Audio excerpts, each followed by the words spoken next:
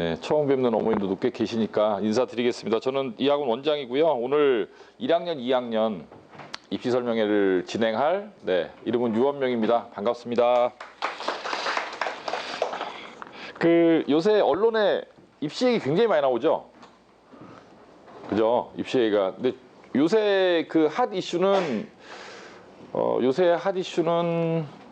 2022년 개편안이 핫 이슈고, 2022년 개편안은 중3부터 해당되는 거잖아요. 그러니까 지금 오늘은 이제 어제 중3 어머님들 모시고 설명을 했는데, 오늘 고등학생이니까 요새 나오는 이슈하고는 약간 거리가 있긴 하지만 2022년도 입시를 저희가 유심히 봐야 돼요. 어떻게 바뀌냐를. 왜냐하면 이게 이제 제가 이제 입시만 거의 20년 동안 했는데, 애들 대학 보내는 일을 원서 쓰고 하면서 계속 해오고 있는데, 이게 뭔가 개편안이 올해 확정이 될 거거든요. 네, 올해 확정이 돼서 이걸 갖다 이제 3년 이후부터 지금 중3 아이들부터 적용하겠다. 그러면 이게 향후 2년간 하나도 안 변하다가 중3 때 이렇게 갑자기 팡 하고 변하는 게 아니고, 그쪽 방향으로 이제 조금씩 가요. 네, 그 방향을 향해서. 예, 대학도 갑자기 바꿀 수가 없기 때문에 이렇게 이제 중3 개편안이 발표되는 시점에 이제 대학들은 입시 제도가 바뀐다고 완전히 우리가 이제 중3 아이들이 어떻게 대학 갈지를 다 알게 되는 건 아니고, 이제 2라운드가 시작되는데, 2라운드라는 건 이제 대학들이 바뀐 수능 개편안 요거에 이제 준해서 각 대학별로 학생들을 뽑는 요강을 이제 발표하기 시작할 거거든요. 근데 그것들이 발표가 되면 현재 고1 아이들, 그다음에 고2 아이들도 변화 방향성에 준해서 이제 그쪽으로 이제 조금씩 변화가 일어날 겁니다. 그래서 지금 제일 중요한 건 오늘 오신 고1, 고2 학부모님들 우리 신경 써야 될 것 중에 제일 중요한 거는 이 정시 확대예요.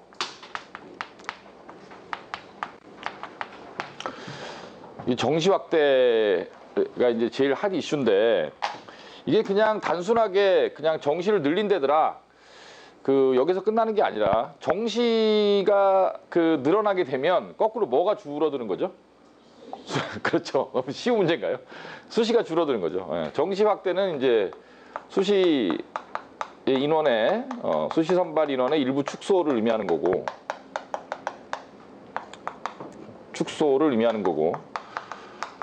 그러면 이제 수시에서 지금 전형이 4가지가 있는데, 학생부 교과가 있고요.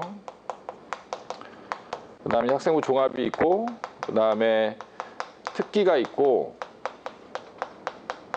논술이 있는데, 자, 이제 하나하나 이제 뜯어볼게요. 정시 인원이 늘어날 것이다. 이거는 정시 인원이 늘어날 거다라는 거는, 이거는 뭐 이미 결정된 것 같아요. 왜냐하면 여론이 너무 안 좋아요. 이 학생부 전형을 바라보는 여론 자체가 너무 안 좋아서, 지금 학부모들 지금 2022년 수능 개편안이 의제가 4가지가 나와 있거든요. 1안, 2안, 3안, 4안을 놓고 지금 계속 토론을 하고 있는데, 4가지 의제가 전부 다 정시는 다 이렇게 늘리는 쪽으로 다 이렇게 방향이 잡혀 있어서, 정시 확대는 몇 프로가 확대되느냐의 문제만 남은 거지, 확대 자체는 이렇게 달라질 것 같지는 않다.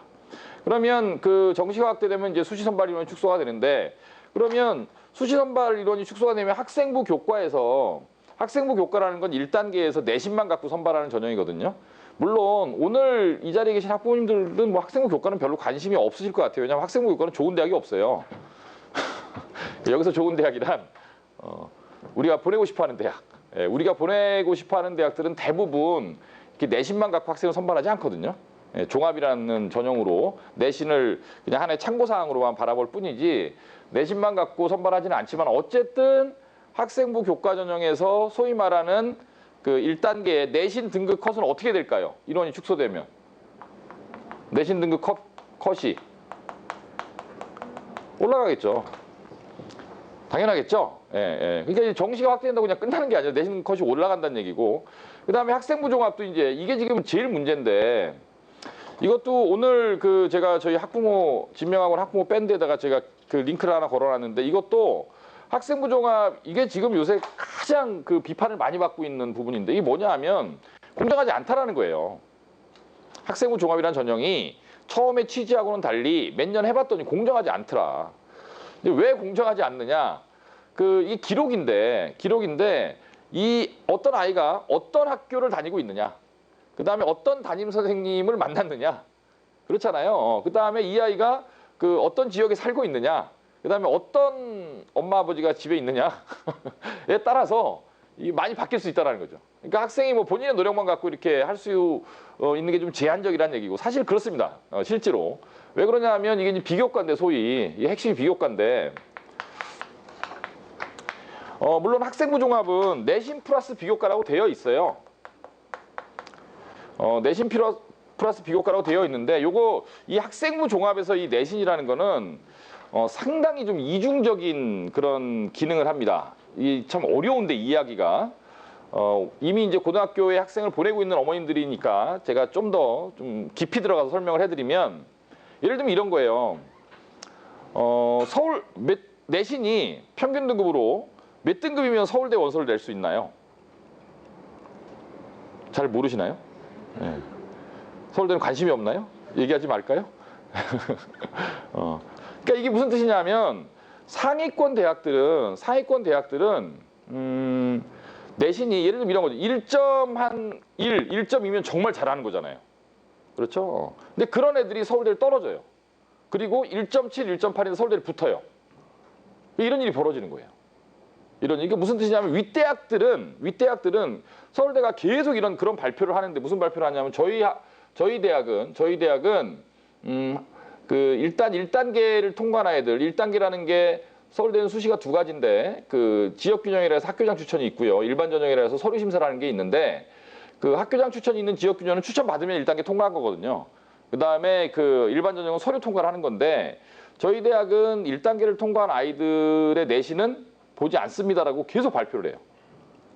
왜 그러냐면, 어차피 1점대의 내신을 받고 있는 애들은 다 그 애들이라는 거죠. 그러니까 학교가 다르니까, 뭐 1.2인 놈이나 1.2인 놈이나 1.3인 놈이나 다 그 녀석이라는 거예요. 다 잘하는 애들.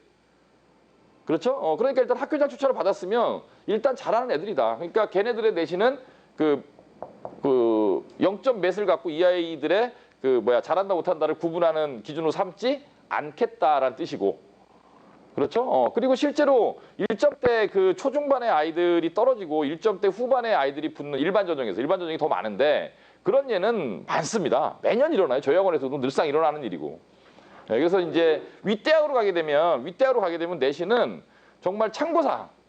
근데 여기서 참고사항인데, 물론 여기서 윗대학이 어디까지냐면, 문과 기준으로 뭐 서울대, 연대, 고대, 서강대, 성대, 한대, 뭐 중대, 이대, 뭐 이 정도까지, 밑에 경희대, 뭐 건국대, 뭐 이 정도까지는 한 1점대 후반 정도까지의 내신을 가지면, 아니면 2점대 초반 정도까지 내신을 가지면 내신으로 인해서 당락이 결정되지 않는다라는 거예요. 적어도 학생부 종합에서는.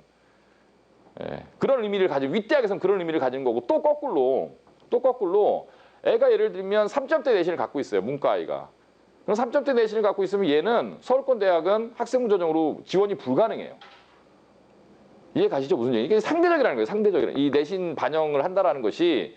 그래서 이게 참 골치 아픈데, 내신을 갖다가 우리 아이가 이제 고1 정도가 됐는데 한 학기가 지났는데, 어느 정도의 지금 내신을 받았느냐, 어머님들이 이제 곧 받으실 거잖아요. 그렇죠? 등급이 찍힌 성적표를 처음으로 이제 받으실 텐데, 그걸 받고 이제 판단을 해야 돼요. 어느 정도. 얘가 내신이 좋으니까 내신 전형으로 앞으로 이렇게 쭉 밀 것이냐, 요번 1학기 내신은 좀 망했지만 내신 이런 학생부 전형에 대한 희망을 버리지 않고 가져갈 것이냐, 아니면 얘는 뭐 중학교 때도 그랬고 역시 고등학교 와서 좀 나아지나 싶더니 똑같네, 그러니까 얘는 뭐 내신으로 힘들겠네, 이런 결론을 정말 좀 빨리 내릴 것이냐, 그런 판단을 해야 되는 거죠. 근데 판단하기가 쉽지 않아요. 제가 2학년들은 뭐 판단을 내리는 시점은 지금 2학년 1학기 판단을 내려야 돼. 이미 새 학기가 끝났기 때문에. 첫 번째 판단은 뭐냐면, 학생부 전형을 갖고 갈 거냐 안 갖고 갈 거냐, 이 판단을 내려야 되는 거죠. 2학년 학부모님들은 그래야 되는 거고, 제가 이제 얼마 전에 상담한 아이인데, 일반고인데 3점대 중반의 내신을 갖고 있어요. 요 가까이 있는 학교인데, 근데 걔가 그렇게 공부를 못하는 애는 아니에요, 사실. 근데 걔가 다니는 학교가 여고인데 워낙 내신 경쟁이 치열해요. 여자들끼리 여고에는 내신 귀신들이 많거든요. 예. 그래서 제가 중3 어머니들을 만나면 항상 여학생은 공학으로 보내고 예, 남학생들은 여자애들이 없는 남고로 가라. 그것만이 살 길이다. 예, 그렇게 말씀드리는데 어쨌든 요거를 갔거든요. 갔는데 3점대 중반의 내신을 2학년 1학기까지 해서 이제 대충 마무리됐을 때 가지는 거죠. 근데 이 아이가 모의고사를 보면 국영수 이렇게 등급학 기준으로 한 5 정도는 유지를 해요. 그러니까 5 정도라는 거는 뭐 국어가 한 2등급, 뭐 수학이 2등급, 영어가 1등급 이렇게 나온다라는 거죠. 그럼 이 애가 이제 고3 때가 되면 무슨 일이 생기냐 하면 학생부로 지원할 수 있는 대학보다 이런 정시로 갈 수 있는 대학이 더 좋아지는 거예요. 이해가시죠? 무슨 얘기인지? 그러니까 얘는 2학년 1학기가 지난 이 시점에 과감하게 접어야 돼요. 뭐를? 학생부 전형. 접어야 되는데 절대 못 접습니다. 그래도 선생님, 앞으로 열심히 하면 아직 2학기가 남았는데 3학년 대신이 반영이 더 많이 된다는데 이런 희망의 끈을 놓지 못하는 거죠. 예. 그래서 이제 제가 아닙니다, 아닙니다 이렇게 계속 말씀드리는데 그래도 이제 못 버리죠. 뭐 어쨌든 그렇습니다. 그래서 이 비교과라는 게 이 학생부 그 전형에서는 내신보다 이제 훨씬 중요하긴 한데 그렇다고 하더라도 이 내신의 이제 내신을 바라보는 관점 자체를 이제 상위권 대학을 바라볼 것이냐 아니면 이제 인서울이죠. 서울 경기권 대학을 좀 넓게 한 20위권에서 25위권까지 바라볼 것이냐 이게 잣대가 다르다라는 거예요. 그래서 여기에는 상위권 대학 이제 1점대 내신을 유지하고 있는 애들이죠. 아니면 1점대를 받을 수 있거나 이런 아이들한테 적용하는 이 학생부 종합에서 내신을 바라보는 관점과 그다음에 그거보다는 조금 밑에 대학을 바라보는 아이들의 그 내신을 바라보는 관점이 다르다라는 거고 어쨌든 학생부 종합이라는 것은 그 내신을 갖다가 이제 절대적으로 반영하지는 않는다. 다만 왜 도대체 3위 넘어가면 서울경기권에는 1단계 통과가 어려우냐? 2등급 대들이 너무 많아요. 너무 많고 그래서 이 학생부 종합 이라는 전형도 지금 그 기록하는 게 여러 가지가 있죠. 뭐 진로 관련, 뭐 봉사 관련, 동아리 관련, 그다음에 뭐 수상 실적, 그다음에 뭐 최근에 이제 이슈가 되고 있는 뭐 소논문, 그다음에 이제 과목별 이제 세부 특기 사항이라서 세특, 뭐 행특 이런 여러 가지 요소들이 있는데 지금 어쨌든 지금까지 결론 나온 걸 보니까 소논문은 이제 없애는 걸로 하자. 기재 못하는 걸로 하자라는 게 이제 오늘 발표였고요.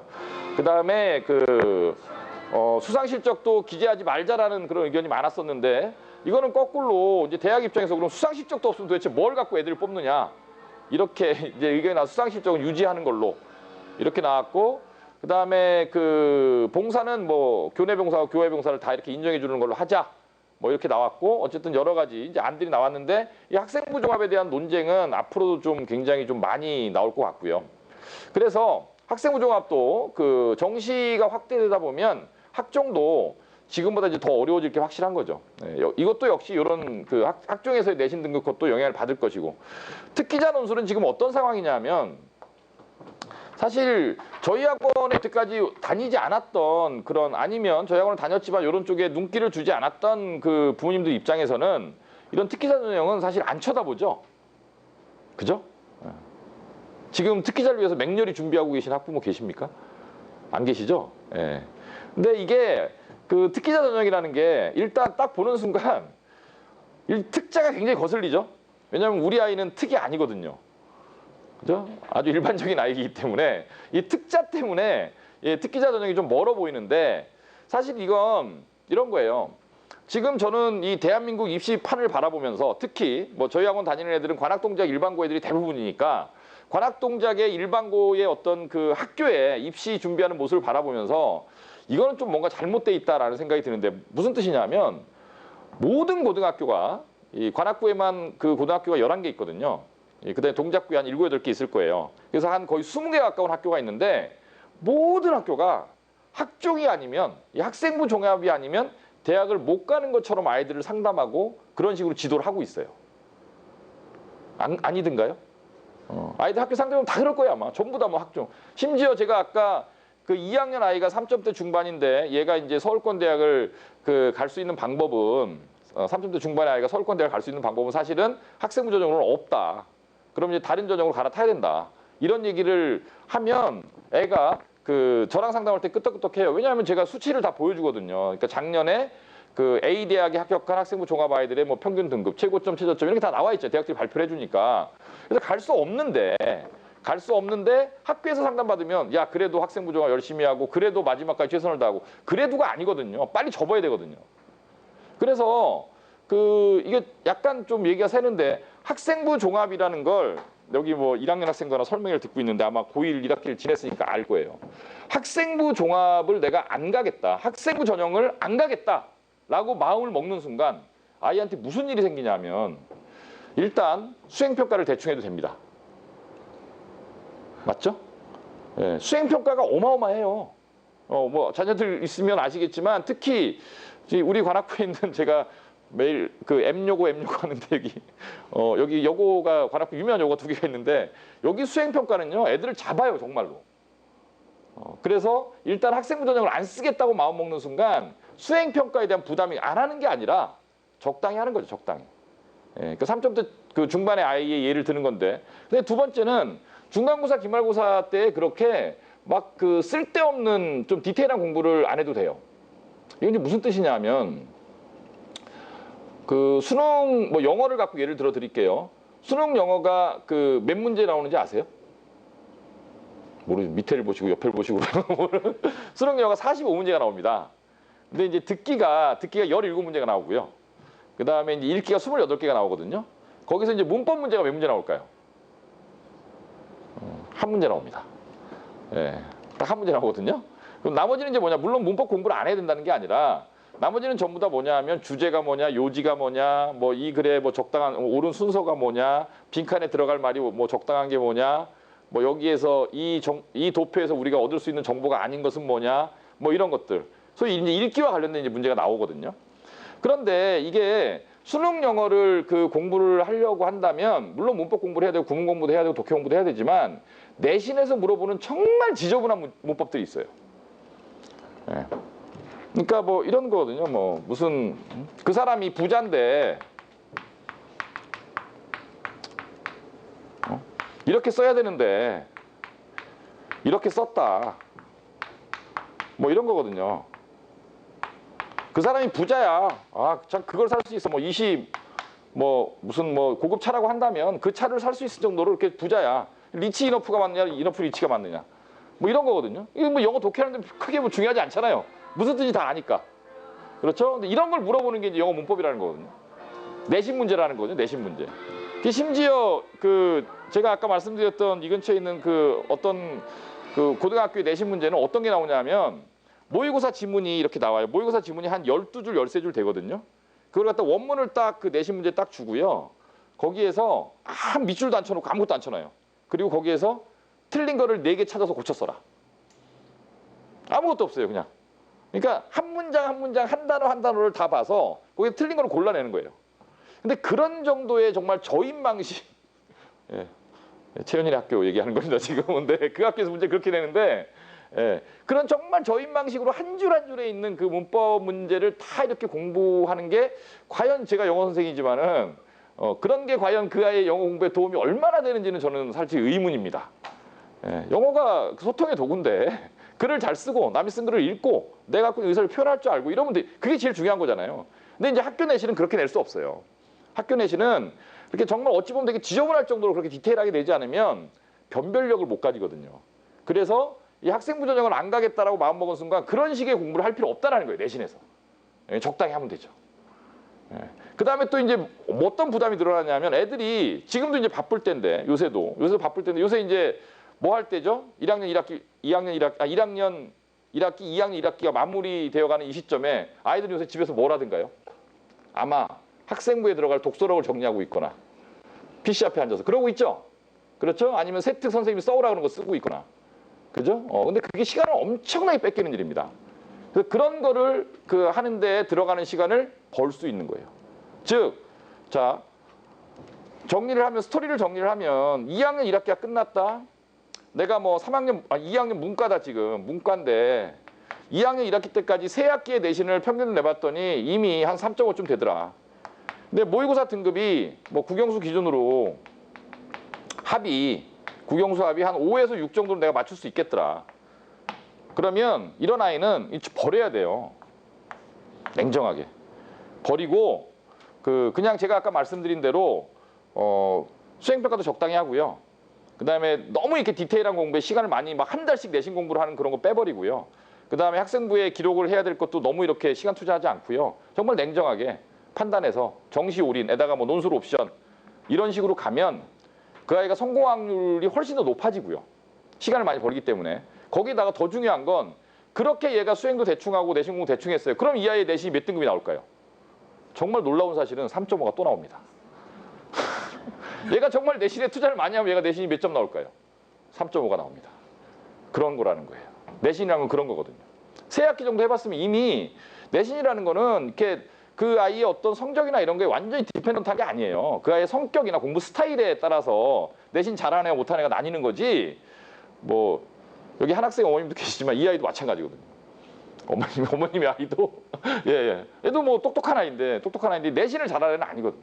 안 꼼꼼하기 때문에 일단 꼼꼼하자. 근데 이게 지적 능력은 있거든. 공부를 잘할 수는 있는데 공부를 잘하는 거하고 내신을 잘하는 거하고는 다른 거거든요. 예. 그러니까 내신은 과감하게 접을 수 있는 거죠. 접어야 되는 거죠. 접어도 똑같이 나와요. 예. 저는 많이 경험해 왔습니다. 그리고 이런 아이가 이제 상담을 담임선생님이 하면 어떻게 말씀하시냐면 그래도 내신을 포기하지 말고 2학기 남아있으니까 열심히 해서 올려라. 이렇게 말씀하시거든요. 예. 근데 열심히 하더라도 제가 이제 이 아이 여학생인데요. 상담할 때 어머님이 그래도 어떻게 학종을 버리느냐. 끝까지 가야 된다. 그래서 그럼 어머니 얘가 지금 내신 정말 열심히 한다고 합시다. 2학기가 남았습니다. 얘가 남은 2학기 동안 남은 그 국어, 영어, 수학, 뭐 그 문과니까 사탐 2과목 이거를 전부 다 1등급을 받는 일이 생길까요? 라고 여쭤봤어요. 그런 일이 생길까요? 안 생겨요. 올 2등급을 받는 일이 생길까요? 안 생깁니다. 2에서 3을 왔다 갔다 하겠죠. 아마도. 많이 오른 거예요. 그러면 3에서 4를 왔다 갔다 하던 애가 2에서 3을 왔다. 그러면 전부 다 2.5를 맞는다라고 생각하고 3학년 1학기 때까지 등급을 가상으로 매긴 다음에 평균 등급을 한번 내봐라. 그럼 몇 등급이 나올까요? 그럼 30대 초반이 나옵니다. 어차피 못 간다. 그런 거거든요. 그러니까 시뮬레이션을 해보면 되는데 문제는 이렇게 그 학생도 그렇고 학부모님도 그렇고 이렇게 좀 뭐라 그럴까 냉정하거나 논리적이거나 이렇게 접근하지 않기 때문에 그래도 학생이 어떻게 그럽니까? 그래도 학생이 어디 있어요? 대학 가는 방법을 택하는 건데. 그렇죠? 학교는 열심히 다녀야죠. 학교는 열심히 다니되 그 내가 어떤 전형으로 원서를 쓸 것인가의 어떤 전략적 문제는 분명히 지금쯤 되면 한번 짚고 넘어가야 되는 거예요. 마무리가 됐을 때. 그렇죠? 이제 그런 얘기 해주라고 저 같은 사람이 있는 거고. 그렇죠? 왜냐하면 그게 마음을 고쳐먹기가 잘 안 되잖아요. 그죠? 이 얘기 들어보면 이게 맞는 것 같은데 이거 좀 찝찝하고 이게 위험한 거. 그럴 때 이제 저는 도망 안 가니까. 저는 집도 이 동네고 도망 안 갈 거니까. 제가 상담한 내용 녹음하셔도 되고 그게 맞으니까 객관적 결정을 할 수 있다. 자, 그래서 어쨌든 이 얘기 갑자기 왜 나왔냐면 모든 고등학교가 우리 관악동작에 있는 모든 고등학교가 학생부 전형이 아니면 대학을 못 가는 것처럼 이야기를 한다. 사실 그렇지 않다. 오히려 특기자도요. 저희 학원에 사실 이 특기자를 준비하는 아이들이 꽤 있습니다. 현재 고3, 현재 고2, 현재 고1도 이제 꽤 있는데 이게 특기자 전형을 제가 이렇게 자세히 보다 보니까 처음에는 특기자 전형을 준비한다는 것 자체가 이 관악구에서 말도 안 되는 일이라고 생각했어요. 저도. 왜 그러냐면 일단 보세요. 일단 영어 특기자가 있고요. 특기자의 종류는 영어 특기자가 있고 수학과학 특기자가 있는데 자, 우리 아이가 영어를 좀 해요. 영어를 좀 하는데 영어 특기자 그러면 이게 어떤 고등학교 아이들이 어떤 형태의 고등학교 아이들이 가는 전형 같으세요? 딱 떠오르는 게 외고잖아요. 외고. 아니면 과고나 영재고는 애들이 영어를 잘 못하죠. 걔네들은 그죠? 국어 바보, 영어 바보들이 많으니까. 그래서 요건 아닐 것 같고 전국단 자사고, 외고 이런 애들이 갈 것 같죠. 맞습니다. 그런데 문제는 뭐 예를 들면 영어 특기자로 선발되는 인원이 100이라고 가정해보면 이 중에 이런 제가 아까 말씀드린 소위 특목, 외고나 자사고 아이들이 합격하는 비율이 50에서 60이고요. 일반고 아이들이 합격하는 비율이 40에서 50이에요. 그런데 외고나 자사고를 가면 이런 특기자 전형을 준비하는 애들이 굉장히 많아요. 근데 일반고를 가면 이걸 준비하는 애들이 없어요. 그러니까 이게 중요한 거예요. 몇 명을 뽑느냐가 중요한 게 아니라 수시가 몇 프로니까 수시로 가야 돼. 수시에서 학생부 전형이 제일 많으니까 학생부 전형으로 가야 돼. 이게 아니라 실제로 준비하는 애들이 몇 명인가를 봐야 돼. 이건 전국에 있는 모든 아이들이 일반고에서 이것만 준비하고 있고 이쪽은 쳐다보지도 않고 이쪽도 뽑는데 그러면 대학은 왜 외고 자사고 아이들을 반 정도만 뽑고 나머지 일반고 애들 반을 뽑을까요? 그 이유는 뭘까요? 이거 외고 애들로 싹 신입생을 다 뽑아버리면 문제 생깁니다. 문제 생기겠죠? 어떤 문제가 생길까요? 대학이 특정 고등학교만, 그죠? 특정 고등학교에게만 유리한 전형을 만들고 그런 아이들만, 귀족 전형이라는 그 오명을 또 그 듣게 될 거고. 그래서 예전에는 그 연대도 이렇게 외고 전형이 있었어요. 외고 아이들만 뽑는 전형이 지금 다 없어졌죠. 그런 전형은 없어졌습니다. 그러니까 외고 아이들한테 아니면 자사고한테 조금 더 유리한 전형은 있죠. 그러나 그런 전형도 그 외고나 자사고 아이들을 그냥 완전히 싹쓸이해서 뽑지는 않고요. 일반고 애들을 적어도 적당한 비율로 이렇게 뽑는 거죠. 근데 문제는 일반고 애들 준비를 안 한다는 거예요. 왜? 이미 그러니까 아닌 거죠. 그렇죠? 보통 이거 똑같잖아요. 그 실제로 어머님들도 이제 그 식당 같은데 뭐 참치집 이런 데 가서 보시면 메뉴가 이렇게 있잖아요. 뭐 A 코스, B 코스, 뭐 스페셜 코스로 스페셜 코스는 일단 안 보잖아요. 그죠? 비싸니까. 우리가 뭐 그러면서 이건 비슷한 논리인 거죠. 이쪽을 쳐다보질 않아요, 아예 처음부터. 그러다 보니까 그 사실 특기자로 이렇게 갈 수 있는 경우가 분명히 일반고 애들한테도 많이 가능성이 열려 있는데 시도를 하지 않는다는 거죠. 저희 학원 입학 실적으로 보시면 어제 설명회 자료 주면 제가 그 간 아이들 실어놨는데 저희가 영어 특기자를 많이 보내거든요. 근데 영어 특기자를 붙는 아이들이 영어를 대단히 잘하는 애들이 아니에요. 영어를 좋아하고 말을 잘 듣는 아이들이죠. 이런 걸 한번 해보자 그랬을 때 한번 해볼게요 라는 아이들 저희 학원에 지금 다 있습니다. 그래서 이게 이런 식인데 이제 구조가 어떤 식이에요. 영어 특기자부터 이제 잠깐 말씀드리면 이거 뭐 길게 얘기는 안 할 겁니다. 잠깐 말씀드리면 대표적인 전형이 이제 연대에 그 문과는 이제 하스라는 전형이 있고요. 이과에는 이제 ISE라는 전형이 있어요. 하스는 H가 휴메너티스고요. 휴메너티스는 이제 사전에서 찾아보면 그 인문학이라고 나옵니다. 그 다음에 A는 AND고요. 그 다음에 SS는 소셜 사이언스예요. 그래서 이제 말 그대로 이제 인문학 플러스 사회과를 통합적으로 가리키는 좋죠. 그렇죠. 여기 들어가면 이제 세부 전공이 쫙 나옵니다. 세부 전공이 여러 가지 세부 전공. 요새 핫한 전공은 다 있어요. IS는 이제 이과 전형인데요. 이제 I는 이제 인터그레이션이라는 뜻이고, 인터그레이션은 통합이라는 뜻인데 통합한다는 얘기인데요. 그 다음에 그 S는 사이언스고, E는 그 엔지니어링이고. 그래서 얘도 이제 마찬가지로 사이언스 그러면 자연과학이고 엔지니어링은 공학이니까 자연과학과 공학을 통합한. 그리고 여기도 들어가면 이제 세부 전공이 있어요. 뭐 나노 전공도 있고 바이오 전공도 있고 지금 다 나눠져 있죠. 근데 이제 이런 전형이 뭐 영어로 써놓으니까 되게 뭐 어려울 것 같지만 사실 별거 없습니다. 일단 별거 없습니다라고 해놓고 이 말하면 또 어머님들 또 싫어하시는데 일단 내신은 1점 때면 됩니다. 아까 말씀드린 대로 그 1점대 초반일 필요 없고요. 1점대 중반이어도 되고 1점대 후반 1점 때면 됩니다. 그 다음에 이제 영어 관련 비교과가 좀 있으면 됩니다. 영어 관련 비교과라는 건 뭐 교내 영어 말하기 대회, 교내 뭐 영어 에세이 대회 뭐 이런 것들이 있죠. 예, 그런 것들이 있으면 되고요. 그 다음에 이제 그 활동도 뭐 영어 관련 동아리를 했던가 영어 관련 봉사를 했던가 이런 것들이 좀 있으면 되고요. 근데 일반적인 그런 학생부 종합에서 요구하는 이런 것들하고 뭐 크게 많이 다르지 않아요. 비슷해요. 예, 비슷한데 이제 1단계에서 서류 심사를 하고요. 그 다음에 영어 에세이를 내게 돼 있어요. 영어 라이팅이죠. 예. 그 다음에 2단계에서 이제 인터뷰를 하는데 면접이죠. 예. 근데 그 영어 면접도 하고 한국어 면접도 해요. 근데 영어 면접은 쉬운 걸 물어보고요. 한국어 면접은 어려운 걸 물어보고. 그런데 그 물어보는 문제가 뭐가 나오냐면 뭐 작년 문제인가는 문이과 공통 문제가 뭐가 출제됐냐면 그 영국의 그 경험주의 철학자인 프란시스 베이컨의 우상론이라는 게 혹시 고등학교 때 그런 거 뭐 동굴의 우상, 극장의 우상 뭐 이런 거 들어보셨나요? 기억 안 나시죠? 예, 졸업한 지 오래되셔갖고. 예, 그 윤리씨가 나오는 건데, 어머님들 학교 다닐 때 윤리씨가 나왔던 건데, 네, 그런 거를 갖다가 영어로 바꿔서 이제 그런 지문에서 그 문제를 내갖고 이제 시험을 보는 네, 그런 형태. 그래서 문과든 이과든 독서량이 많아야죠, 독서량이. 네, 그런 아이들. 지금 저희 학원에도 이 전형을 준비하는 아이들이 10명 이상 있죠. 네, 10명 이상 있고, 제가 그동안 이 전형 준비시켜갖고 거의 한 50% 정도는 합격을 시켰거든요. 합격률이 굉장히 높아요. 저도 처음에 애들이 막 잘 붙어요.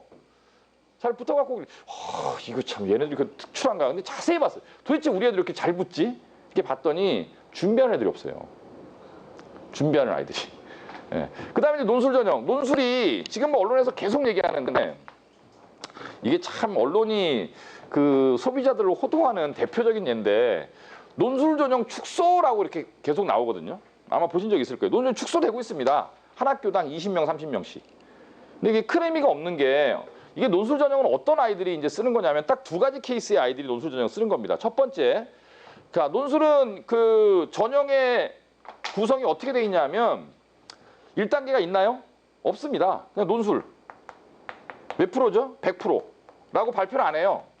논술 70, 학생부 30, 교과죠, 교과. 학생부 교과 30. 보통 이런 식의 구성이에요. 시험이. 그런데 이게 30이라고 되어 있는데 실제로 들여다보면 내신 5월 1등급이면 30점 만점에 30점이겠죠. 내신 5월 2등급이면 29.98. 5월 3등급이면 29.96. 넣는 거예요, 안 넣는 거예요? 안 넣는 거예요, 안 넣는 거예요. 그러니까 없으니까 논술 100%. 그렇죠? 플러스 뭐죠? 수능 최저. 수능 최저가 높죠. 그래서 좋은 학교일수록 상당히 까다로운 수능 최저를 요구합니다. 근데 제가 아까 말씀드렸잖아요. 자, 내가 서울권 대학을 가고 싶다. 내가 서울권 대학을 가고 싶다. 근데 나는 이미 1학년 때, 2학년 때 내신을 좀 망해놔서 1점 때는 어렵다. 2점 때도 어렵다. 그런데 모의고사는 지금부터 공부하면 올릴 자신이 있다. 그런 아이들은 정시 공부를 해야겠죠. 정시 공부를 하면서 논술을 하면 되는 거죠. 최저는 맞출 수 있으니까. 그렇죠? 이제 이런 아이들이 논술을 쓰는 거거든요. 이런 아이들이. 그러니까 이미 학생부 선택지가 없는 아이들. 이런 아이들이 쓰는 거고요. 두 번째는 이제 어떤 아이들이 쓰는 거냐면 학생부 선택지가 있어요. 학생부 선택지가 있는데 어디를 넣을 수 있냐면 학생부 전형으로 원서를 넣는다면 뭐 만약에 그 문과다 그러면 맥시멈 동국대 정도로 쓸 수 있다. 홍익대, 숭실대 이런 정도의 그 대학을 그 학생부 전형으로 쓸 수 있다. 그런데 논술 전형으로 쓰면 이대나 중대나 성대를 쓸 수 있다. 이런 아이들. 그러니까 학생부 전형으로 쓸 수 있는 대학보다 논술 전형으로 쓸 수 있는 대학이 더 높은 아이들. 이런 아이들이 논술 쓰는 거거든요. 그러니까 이거는 뭐 내가 뭐 논술을 처음부터 한다 안 한다의 문제가 아니라 딱 논술을 쓸 수 있는 조건이 정해져 있는 거예요. 아시겠죠? 무슨 얘기인지. 또 하나의 케이스는 또 어떤 케이스가 있냐면 이거는 좀 짜증나는 애들. 원서 6장을 다 채울 수 없는 아이들이 있습니다. 저희 학원에도 그런 애들이 좀 있는데 원서 6장을 채울 수 없는 아이들 어떤 케이스냐면 서울대는 한 장 쓸 거예요. 지규나 일반 중에. 학교 추천 주면 지금 쓸 거고 못 받으면 일반 쓸 거고 그다음에 이제 고대에서 그 학생부 전형 하나 쓸 거예요. 그럼 6장이잖아요. 근데 얘는 국영수가 수능이 전부 다 111이에요. 그래서 성대나 그 무슨 한대나 이대 같은 데를 쓰기는 아까워요. 그래서 안 쓸 거예요. 왜? 수시를 떨어지면 정시를 가면 되니까. 그럼 6장을 채울 게 없잖아요. 그래서 연대를 쓰는 거예요. 근데 연대 학생부 하나 쓰고 연대 논술 하나 쓰고 연대 특기자도 하나 쓰고 연대 3장, 고대 1장, 서울대 1장. 그래도 한 장이 남아요. 이런 애들. 그런 아이들이 논술 쓰는 거거든요. 그러니까 논술을 쓰는 조건은 이제 본인의 의사와 상관없이 다 정해져 있는 거예요. 이미. 이해가시죠? 무슨 얘기인지. 다 정해져 있는 거예요. 예를 들면 아이가 이미 내신이 뭐 3점대를 넘어갔어요. 그런데 그 서울권에 있는 10위권 정도 대학을 가고 싶어요. 그럼 논술 전형 써야죠. 학생부 전형이 2점대라서 학생부 전형 원서 넣을 수 있어요. 근데 2점대로 서울대 연고대를 못 넣잖아요. 연대 못 넣잖아요. 성대 못 넣잖아요. 넣어도 되죠. 떨어지지만. 어쨌든 안 될 거잖아요. 예, 그럼 안 넣을 거예요. 그런데 이제 모의고사 최저가 맞아요. 그럼 논술 전형 안 써요? 쓰는 거예요. 그러니까 이거는 뭐 조건이 정해져 있는 거지 뭐 이렇게 여기에서 뭐 선택지가 있는 게 아닌데 여기에서 원래 어떤 대학이 논술 갖다 700명 뽑다가 680명으로 정원을 줄였다. 그럼 안 쓸 거예요? 안 쓰실 거예요. 그러면 조건이 제가 아까 말씀드린 그런 조건에 해당되는데 써야 되는 거죠. 그러니까 이게 명수가 줄었다는 건 의미가 없는 얘기예요. 사실 20명이 줄든 30명이 줄든 50명이 줄든 그런 전형이 있으면 쓰는 거예요. 그럼 어떻게 안 갈 거예요?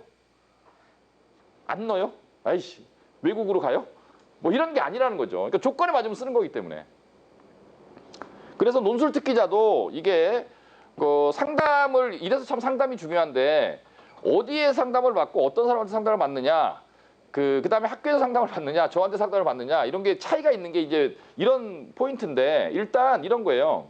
저는 아까 제가 말씀드린 대로 그 특기자 전형 살아있다고 생각하기 때문에 우리 아이들도 할 수 있다고 생각하기 때문에 준비합니다. 실제로 해요. 오늘 그런 학생 어머님들은 여기 안 오셨는데 뭐 제가 이제 그 이과에 이런 아이가 있어요. 저희 고2짜리 아이인데요. 고2 이과인데 그냥 상담 내용이 이거예요. 상담도 오래 안 걸려요. 야, 너 내신 요번에 어떻게 봤어? 망했어요. 망한 게 2개 2등급이고 나머지 올 일이에요. 근데 이게 망한 거고 왜 1학년 때는 올 일이었거든요. 망한 거예요. 그래서 너 직윤 받을 수 있겠어? 아, 좀 어려울 수도 있을 것 같아요. 그럼 직윤 안 넣으면 일반으로 넣을 거야. 오케이. 자, 3월 모의고사 봤어요. 3월 모의고사 어떻게 봤어? 국어 98점, 영어 100점, 수학 94점, 111. 너 과탐 선택 뭐 할 거야? 화원 생투요. 서울대 가 있으니까 투를 해야 돼요. 화원 다 끝냈고 생투는 겨울방학부터 하자. 뭐 이 상담 내용 이런 거거든요. 그럼 이제 서울대 한 장 쓸 거야. 그 다음에 그 뭐 고대 한 장 쓸 거야. 근데 너 이렇게 되면 6장이 모자라. 6장을 다 못 채워. 그래서 선생님이 생각을 해봤는데 이런 전형이 있는데 너 해볼래? 네. 오, 재밌겠는데요. 내가 영어 공부 좀 해야 돼? 네. 그럼 너 수능 공부 하지 마. 수능은 빼. 그리고 당분간 가서 라이팅하고 디베이트하고 선생님이 하라는 대로 해. 네, 한번 해볼게요. 상담 끝이에요, 그냥. 엄마한테는 얘기도 안 하고 아이랑 얘기해봤자 똑같은 결론이니까. 이거는 엄마가 내릴 수 있는 결론이 아니죠. 왜? 아이가 부담스러움이 있는 아이가 뭐예요? 내가 이걸 하나 선생님이 야, 그 네가 지금 공부하는 거에다가 내가 한 무대기를 더 줄 테니까 이거 한 무대기 이것도 해볼래? 그랬을 때 네. 이거 엄마가 하라 그래도 애가 못해요. 그럼 못하는 거고. 그죠? 엄마 입장에서 안 시킬 이유는 없잖아요. 그러니까 뭐 상당히 아주 간단하게 이렇게 끝나는 그런 케이스인데 그래서 이런 애들도 있고요. 저희 학원에 이제 여기 그 구암고 아이인데 걔는 갔어요. 걔가 문과 아이인데 내신 1.7인가 그랬었거든요. 근데 얘가 서울대 연고대를 쓴다 그러면 학교에서 웃어요, 사실은. 웃던 아이예요. 네가 무슨 서울대 연고대를 쓰냐. 근데 얘도 그 연대 이 특기 전형으로 갔거든요. 그러니까 뭐 특기자를 어떻게 가냐고. 근데 걔도 뭐 특별한 애가 아니에요. 외국 갔다 온 적 없어요. 놀러는 갔다 왔겠지, 뭐 동남아나 이런데. 그런 거 말고는 갔다 온 적도 없는 애고 그냥 열심히 성실하게 하라는 대로 꿋꿋하게. 예. 한 번 앉아 있으면 힘은 좋죠. 그러니까 한 5시간, 6시간 동안 공부하라 그러면 쭉 공부할 수 있는 아이니까. 그런 아이들이 이제 저런 전형을 할 수 있는 거고 그래서 전형의 가능성을 아까 제가 말씀드린 것처럼 이게 정시가 확대된다. 그래서 제가 고2는요. 고2는 뭐 매년 하던 거긴 한데 고2는 여름방학 때부터 다음 주부터 개강하는데 저희 학원에 이런 반이 있어요. 정시 올인반. 우리 학생들 쓰는 말로 솔까말이라고요. 솔까말. 솔까말이 어머님도 아세요? 애들은 많이 쓰는 말. 솔직히 까놓고 말하면 학생들이랑 딱 터놓고 얘기하면 야, 너 솔직히 한번 얘기해보자. 너 지금부터 너 세 학기 동안 했잖아. 네가 지금부터 공부 정말 열심히 하면 너 이거 과탐 물화생지가 있는데 2학기 때 지금 요번에 보니까 2, 3, 2, 3 막 이렇게 맞았더라. 4도 있고. 너 이거 2학기 때 1등급 받을 수 있냐? 못 받아요. 야, 너 수학 요번에 간신히 이제 2등급 컷 걸렸던데 너 그 2학기 때 1등급 받을 수 있겠냐? 못 받아요. 못 받아요. 왜냐하면 어느 학교나 예를 들면 2학년 2학기 내신이 그 수학이 미적분투하고 확통이거든요. 대부분 학교가. 예, 근데 어느 학교나 미적분투를 3바퀴, 4바퀴 하는 아이들이 한 10명은 있거든요. 그런 애들을 2바퀴 이제 한 번 개념 수업 듣고 문제풀이 한 번 한 애가 여름방학 잠깐 한다고 걔네들을 어떻게 못 이기지. 예. 1등급 못 받아요. 왜냐하면 이 근처 학교에 여고 기준으로 이과가 몇 명인지 아세요? 50명이에요. 50명. 50명이면 1등급이 몇 명이에요? 4%니까. 2명. 걔가 1등급을 어떻게 받아? 못 맞지. 2등급도 기적적으로 맞은 거.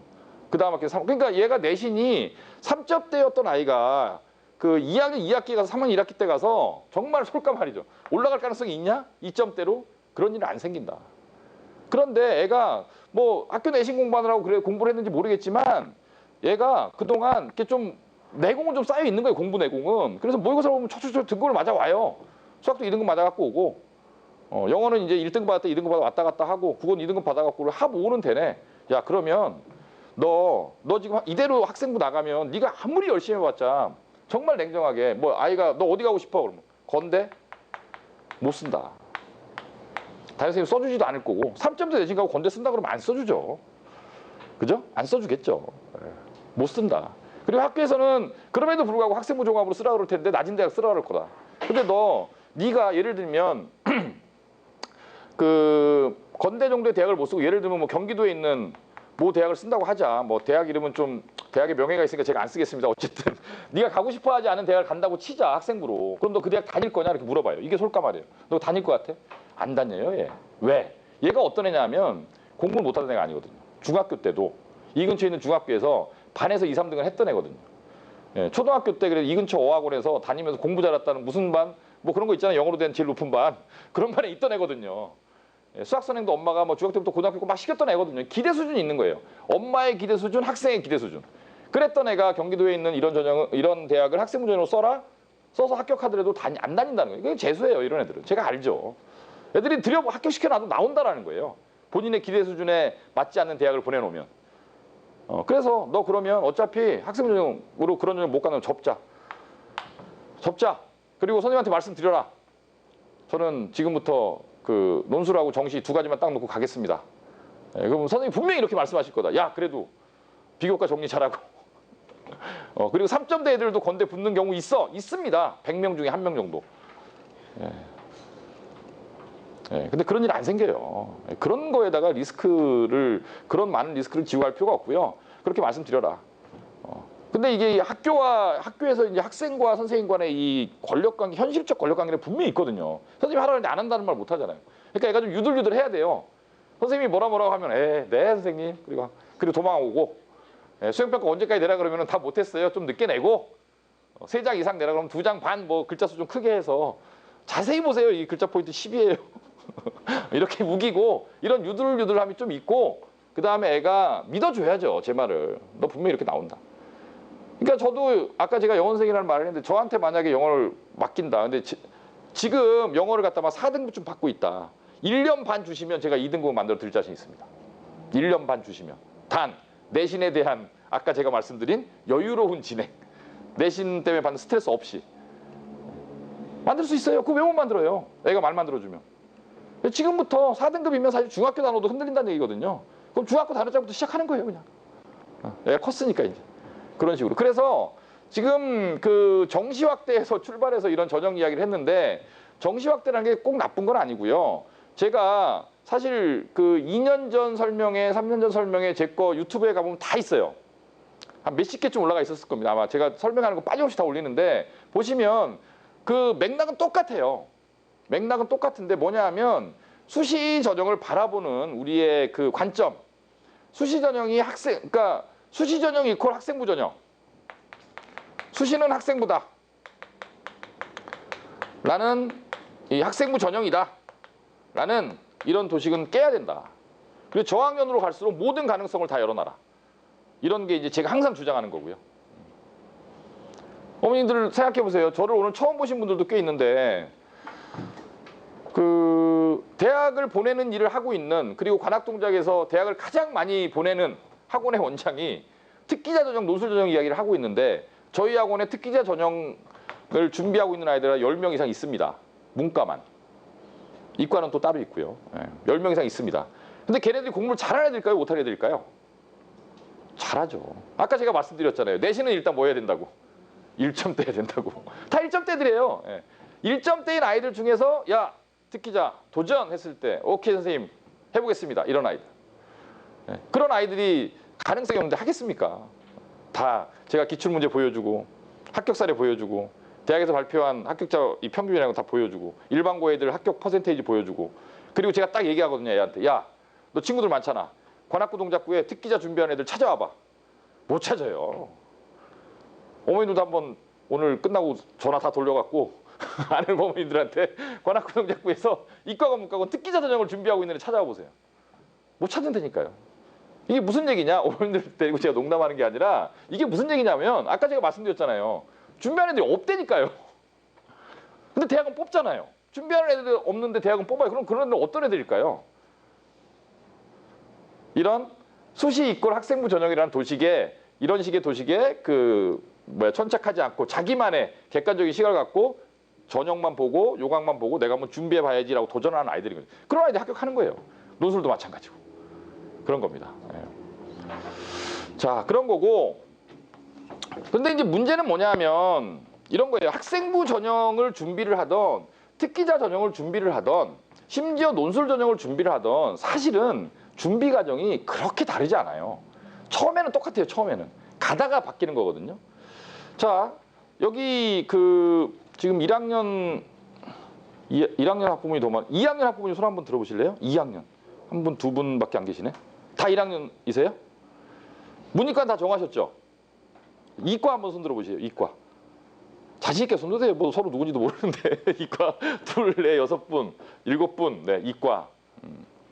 이과는 이런 거죠. 1학년 때의 그 지금 내신 분포를 보면 국어, 영어, 수학, 한국사, 통합과학, 통합사 이렇게 되어 있죠. 그렇죠? 그럼 이제 거기에서 한국사하고 통합사는 사라지고 고2가 되면 국어, 영어, 미적분한, 확통, 학교에 따라서는 물리원, 화학원, 생명과학, 지구과학원 아니면 뭐 선택 과목을 2개나 3개만 하는 학교도 있고 2015 개정교육과정이 적용되게 되면 현재 고1 아이들은 학교들이 지금 운영 그 안을 짜느라고 굉장히 머리가 아플 텐데 보통은 3개 정도를 선택하라고 하는 것 같아요. 물원, 뭐 화원생원을 하든 화원생원 지원을 하든 3개 정도를 선택하라고 하는 것 같고요. 그러면 그 2학년 1학기 때의 내신 과목을 보면 수학이 최소 2과목이고요.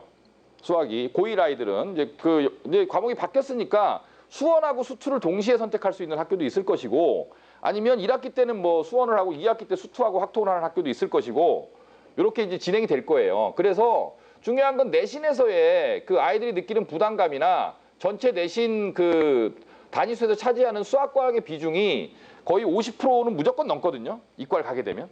그래서 지금 이과를 가야 되는 아이들이 고등학교 1학년 때 공부를 해야 되는 가장 많이 투자를 해야 되는 건 1학년 때 2학기 때 배울 내신이 아니고요. 2학년 내신 과목을 지금부터 준비를 해야 돼요. 안 그러면 양이 너무 많기 때문에 1학년에서 2학년 넘어가는 겨울방학에 다 할 수 없습니다. 무슨 말인지 아시겠죠? 그러니까 수학과학이 과목 수가 늘어난다는 거예요. 2배로. 양도 늘어나고 과목도 늘어나고 단위수도 커지고. 그러니까 2학년 내신의 이제 핵심도 2학년 내신의 핵심도 뭐냐면 이제 수학과학인데 이과 아이들이 논술 준비를 한다 그러면 지금 뭐 해야 되는 거예요? 수학선행, 과학선행 해야죠. 그렇죠? 이과 아이들이 특기자 준비한다 그러면 뭐 하는 거죠? 수학과학 준비하는 거죠. 이과 아이들이 이 학생부 정화를 위해서 이제 비교과를 한다 그러면 이 이과 아이들이 지원하는 학과에서 예를 들면 생명공학과에서 기계공학과에서 화학공학과에서 수학과에서 학생들이 어떤 비교과를 많이 보겠어요? 수학과학 비교과를 많이 보는 거죠. 그러니까 이과 아이들은 처음에는 어차피 수학과학 중심의 학습 계획을 세우는 거고요. 빠른 선행, 깊이 있는 공부, 그 다음에 나중에 풀게 될 어려운 문제에 대한 해결 능력을 갖춰주는 수학적 사고력, 과학적 사고력을 길러주는 수준 있는 공부 이런 거에 이제 집중해야 되는 거죠. 근데 그 과정이 사실은 논술 과정이고 특기자 과정이고 이런 거거든요. 그러다가 이제 싹이 보이면 이쪽으로 가는 거고 싹이 안 보이면 학생부가 살아있으면 계속 학생부대로 가는 거고 학생부가 너무 좋아갖고 아까 제가 말씀드린 대로 그 이 아이가 이제 윗대학만 딱 지원을 할 건데 수능도 좋아지면은 그 특기자나 논술도 생각해 보는 거고 이런 거 준비 과정이 다르지 않아요. 사실은. 그래서 막 이렇게 특기자 논술이라 해서 부담스러워할 필요 전혀 없고요. 문과는요. 문과도 똑같죠. 문과도 사실 여기서 그 특기자 하나만 이제 플러스 영어 능력이 추가되는 거지 뭐 다른 거는 똑같거든요. 뭐 문과 아이들이 일반적으로 문과 학생부 종합을 준비하는 문과 아이들이 그 교내 대회를 뭘 나가나요? 문과 아이들 말하기 대회, 그죠? 발표 대회, 토론 대회, 논술 대회 이런 거잖아요. 독서왕 뭐 이런 거잖아요. 그러니까 이게 전부 다 사실은 영어 특기자 영어만 딱 추가하면 학생부 종합 준비 과정이나 특기자 이 특기자도 다 필요한 비교과거든요. 그럼 제가 지금 말씀드린 것들이 똑같다는 거예요. 예. 그래서 준비 과정이 다르지 않기 때문에 이거 부담스럽게 생각할 필요 없다. 그러다가 한 학기 내신이 끝나고 두 학기 내신이 끝나고 세 학기 내신이 끝나고 그때마다 이렇게 결산을 해서 자 가져갈 전형은 가져가고 버릴 전형은 버리고 예, 고정관념에 얽매이지 말고 너무 일방적인 학교 상담에 그 너무 의존을 해서 학생부 종합만 올인해야 된다는 생각도 하지 말고 이렇게 해야 된다는 거죠. 이해 가시죠? 무슨 얘기인지? 예, 그렇게 공부를 하는 게 뭐 준비 과정이 다르지 않아요. 그래서 수업을 저희 학원 아이들은 이제 수업을 다 다르게 듣는데 학생들마다 그죠? 다 다르게 듣죠. 애들마다 제가 다 선택을 해주는데 물론 말을 안 듣는 애들은 어쩔 수 없습니다. 그건 뭐 방법이 없고요. 안 하겠다는데 뭐 방법이 없고. 예, 근데 이제 말을 안 듣는 대신 이제 본인만의 논리가 있어야 되는데 그 여기서 논리란 이제 객관적으로 원서를 쓸 수 있는 로드맵에 관련된 논리죠. 선생님 저는 이렇게 쓸 거예요. 이런 논리가 있어야 되는데 아이들이 좀 객관적 사고를 하지 못하는 아이들이 굉장히 많아요. 그게 문제죠 항상. 그래서 이제 보통 부모님들은 우리 애는 너무 고집이 세서라고 이렇게 말씀하시는데 이게 고집이 세다는 건 학생이 고집이 세다는 건 꼭 나쁜 건 아니에요. 왜냐하면 자기 주관이 있는 아이들이고요. 주관이 있는 아이들이 공부를 잘합니다. 근데 문제는 뭐냐 하면 여기서의 고집이라 하면 이렇게 뭐 옷을 살 때 파란색을 사겠다 빨간색을 사겠다 이건 지 맘대로 해도 되고요. 뭐 설렁탕을 먹든 갈비탕을 먹든 그건 지 맘대로 해야 되는데 이 입시 준비를 하는 건 지 고집대로 하는 게 아니잖아요. 그렇죠? 이거는 데이터를 갖고 하는 거잖아요. 네가 대학을 갈 수 있는 데이터를 갖고 와봐라. 못 갖고 오죠. 근데 이제 고집만 부리는 거죠. 예, 그런 아이들은 굉장히 힘들죠. 예, 그래서 이제 학생들 갖다 상담을 제가 참 설득을 잘하는 편인데 가장 어려운 학생들이 그런 학생들이에요. 다 듣고 선생님 말 잘 알겠다고. 근데 저는 그렇게 안 하겠다고. 예, 그럼 뭐 할 말이 없어요. 그럼 알았다. 가라. 뭐 이런 케이스거든요. 이런 케이스. 예. 어쨌든 그렇습니다. 그리고 제가 오늘 설명회를 하면서 그 사고력 얘기를 해야겠다라고 좀 아까 생각을 하다 올라갔는데 자료집은 이제 꼭 좀 읽어 보시고 어디에 있냐면 아이고 저 뒤에 실어놨구나.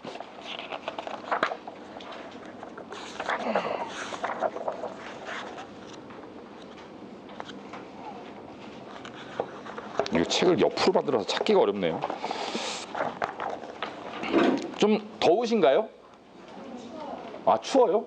저는 왜 이렇게 덥죠? 혼자 떠들어서 그런가? 아 여기 있네요. 저기 그 중간쯤 가다 보면 여기 문제가 있어요. 면접 문제 예시. 요 페이지를 안 써놨네요. 죄송합니다. 요 면접 문제 예시 그래갖고 고대 문제가 있고 앞에도 그 교과 전형도 있군요. 찾으셨나요? 구술 면접 그래서 이렇게 면접 문제 예시라고 나와 있는 이 파트인데 한번 보세요. 저희가 오늘이 목요일이죠. 토요일 날 그 오후 2시에 우리 이시안 교수를 모시고 고3 아이들 대상으로 자기소개서 이제 특강을 해요. 문자 혹시 받아보셨나요? 고3 아이들 대상인데 이 자소서를 보면 그 다음에 이제 면접 이게 이제 학생부 전형의 가장 중요한 두 가지 구성 요소거든요. 자소서 면접. 왜냐하면 자소서라는 게 보통 이제 1번부터 4번까지 문항이 있는데 이 4페이지의 자소서를 쓸 때까지 4페이지가 사실은 2페이지죠. 뭐 한 페이지당 2문제씩 늘 수 있으니까 이 4문제의 자소서를 쓸 때까지 이 아이가 몇 년을 준비하는 거예요. 중3 때부터 준비하는 거거든요. 뭐 책은 뭐 넣을 것이냐, 활동은 뭐 넣을 것이냐 이런 것들을 다 디자인을 하고 그래서 이 4장의 자소서를 이제 만들어내는데 그 자소서를 읽어보면 100개의 자소서를 읽으면 정말 80개가 똑같아요. 제가 봤을 때 합격 확률이 굉장히 높은 아이들도 떨어지고요.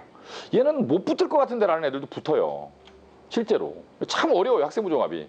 근데 자소서를 읽어보면 그 떨어지는 자소서는 눈에 보여요.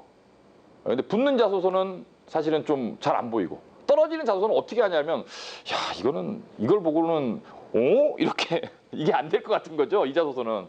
그랬더니 이제 모 대학 입학처장 하시는 그 선배님이 하시는 말씀이 고개를 끄덕끄덕 하시면서 우리는 그 아이가 어떤 아이인지도 모르는 아이를 뽑고 있어.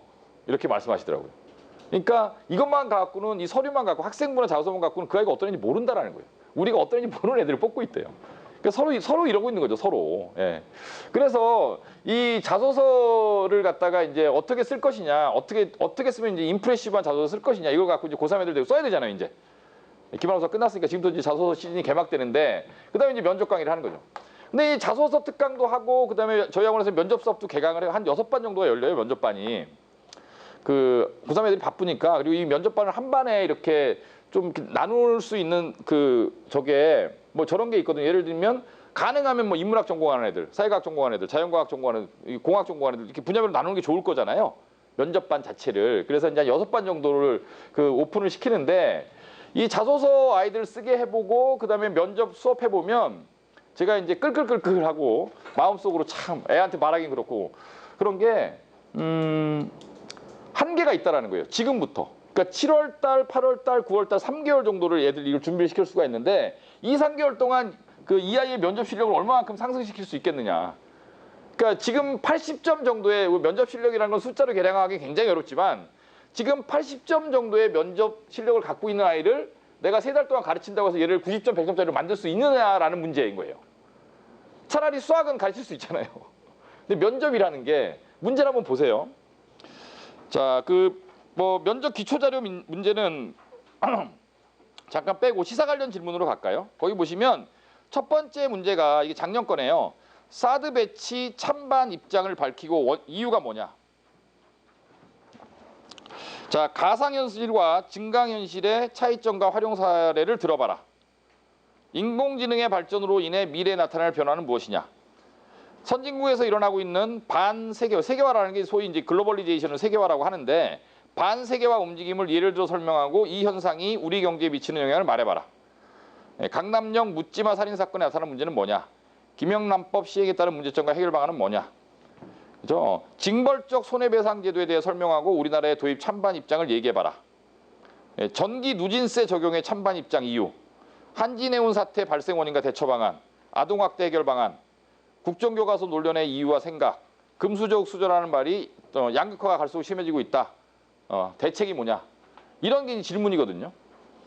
자, 이걸 딱 읽으시면 이게 문과 질문일까요? 이과 질문일까요? 주로 문과 질문이고요. 네, 이과도 이런 거 물어보죠. 몇 개씩은 끼게 돼 있죠. 주로 문과 질문이고. 자, 그 다음에 이제 밑에 이과인데 전공 접학성이라고 되는데 산화와 환원을 설명하라. 물이 끓는 것은 화학 반응이냐 물리 반응이냐. 평균과 분산은 이제 수학에서 나오는 거고. 연력학 법칙은 뭐냐. 패러데이 유도 법칙과 기존력에 영향을 미치는 인자는 뭐냐. 이거는 사실 면접 문제라고 물어보기엔 좀 그렇고 이건 뭐예요? 그냥 과학 내용을 물어보는 거죠. 과학, 뭐 화학이든 물리든 여기 있는 내용을 그냥 물어보는 겁니다.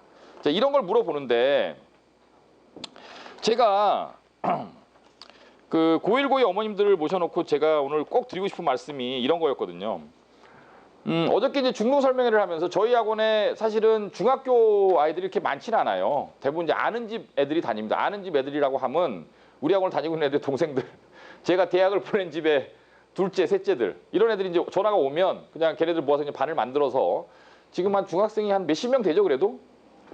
한 몇십 명쯤 될까요? 한 50명은 안 되는 것 같고 40명은 넘는 것 같고 그렇게 반이 있는데 제가 그 반을 이번 여름방학 때부터 그 단과반을 허용을 안 해요. 그래서 이제 모든 중학교 아이들을 월화수목금 내지는 월화수목금도 다 등원하게 하고요. 모든 중학교 반에다가 그 공통 커리큘럼으로 뭘 넣어놨냐 하면 독서를 넣어놨어요. 그냥 책만 읽히는 게 아니라 독서 플러스 글쓰기 플러스 시사 이슈 정리하기 토론하기. 그다음에 중3 아이들은 이제 현대 소설을 읽기, 현대 시 읽기 이런 걸 다 넣어놨거든요. 이제 제가 왜 입시학원 원장이 왜 이런 짓을 하냐면 아마 문제 보셨으면서 아마 느꼈을 거예요. 이거를 갖다가 고3 아이들 붙잡고 이런 문제를 갖고 이제 수업을 하려고 그러면요, 애들이 딱 2줄 이상의 답을 하는 아이들이 없어요. 예를 들어 볼게요. 자, 인공지능의 발전으로 인해 미래에 나타날 변화는 무엇인가라는 질문이 나왔습니다. 애들이 뭐라고, 인공지능의 발전으로 인해서 미래에 나타날 변화가 뭐냐라고 우리 아이 머릿속에 아들, 딸을 떠올려 보세요. 애한테 물어본다, 우리 애한테. 뭐라고 대답할까요? 아마 일단 먼 산을 볼 거예요. 일단 인공지능. 인공지능. AI? 알파고? 이렇게 단답형이죠? 그렇죠?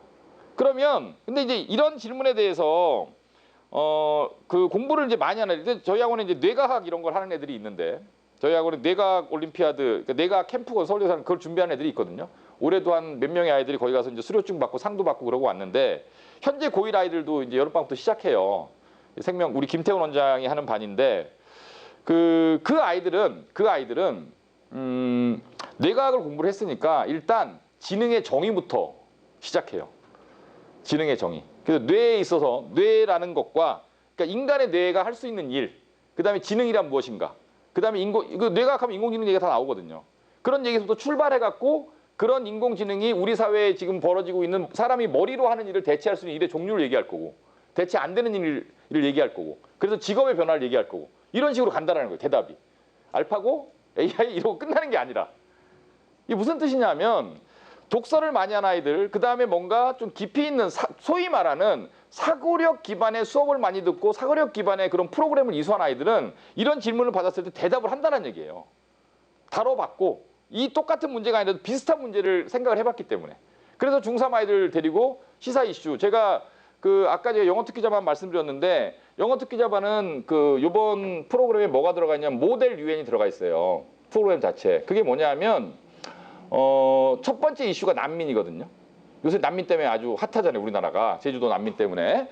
그러니까 그 수업에 참가하는 아이들이 그 유엔에 온 거예요. 각 나라 대표로. 그래서 예를 들면 너는 일본 대표, 너는 미국 대표, 너는 한국 대표, 너는 예를 들면 브라질 대표 이런 식으로 각 나라의 입장에서 난민에 관한 찬반을 토론하는 거예요. 이해가 가시죠? 입장을 하나씩 이제 부여받아고 그런 식의 토론하는 거죠. 그런 문제를 그런 수업을 해보고 그런 식의 경험을 해본 아이들은 이런 질문이 나라에 일단 분석적으로 나가요. 분석적으로. 제가 지난번 설명할 때 방탄소년단 BTS 아시죠? 이제 어른들도 다 알아버렸나요? BTS가 뭐 지난번 설명할 때 아무도 모르는데. 자, 그러니까 방탄소년단이 성공을 했다. 그러면 애들은 방탄소년단이 성공했대. 그러면 애들은 뭐라 그러죠? 성공했대. 그러면 첫 번째 반응이 와, 헐, 끝.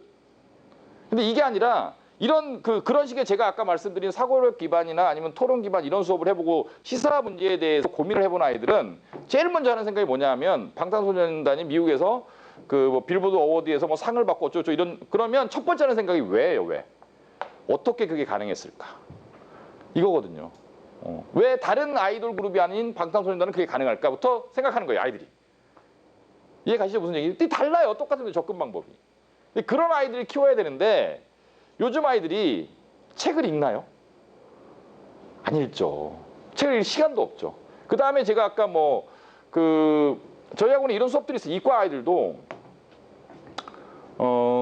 이게 아까 제가 이제 뇌 캠프 말씀드렸는데 그다음에 이제 EUS라는 이런 수업들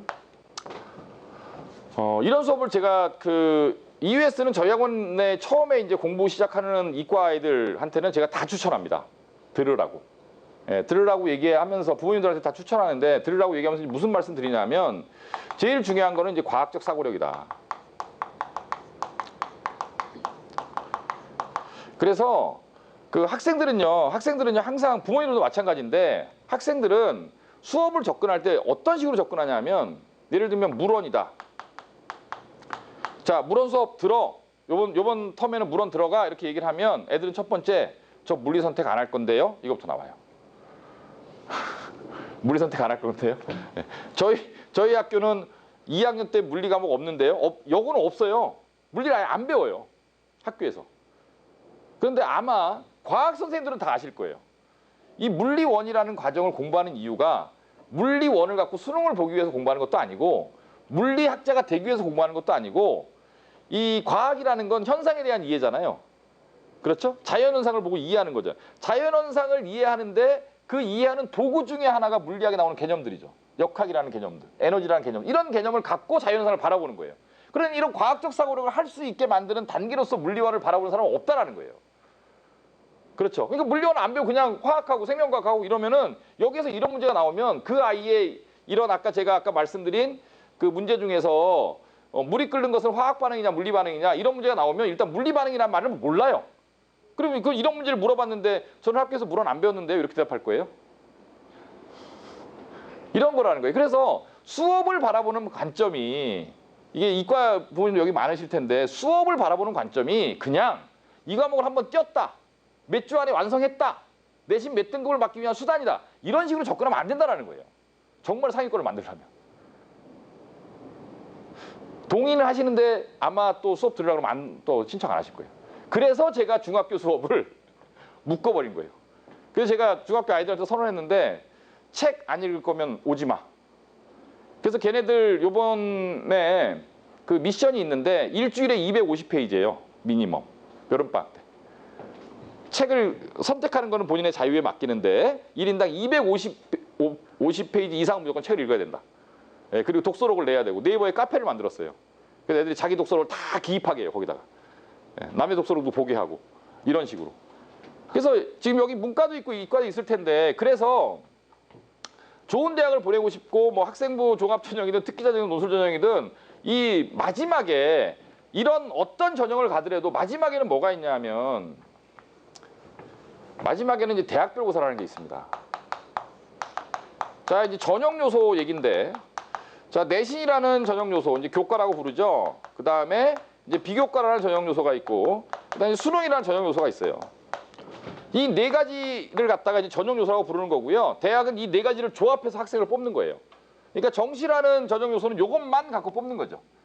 그렇죠? 이제 교과 전형이라는 건 1단계에서 이걸 보고 2단계에서 이걸 보는 거고요.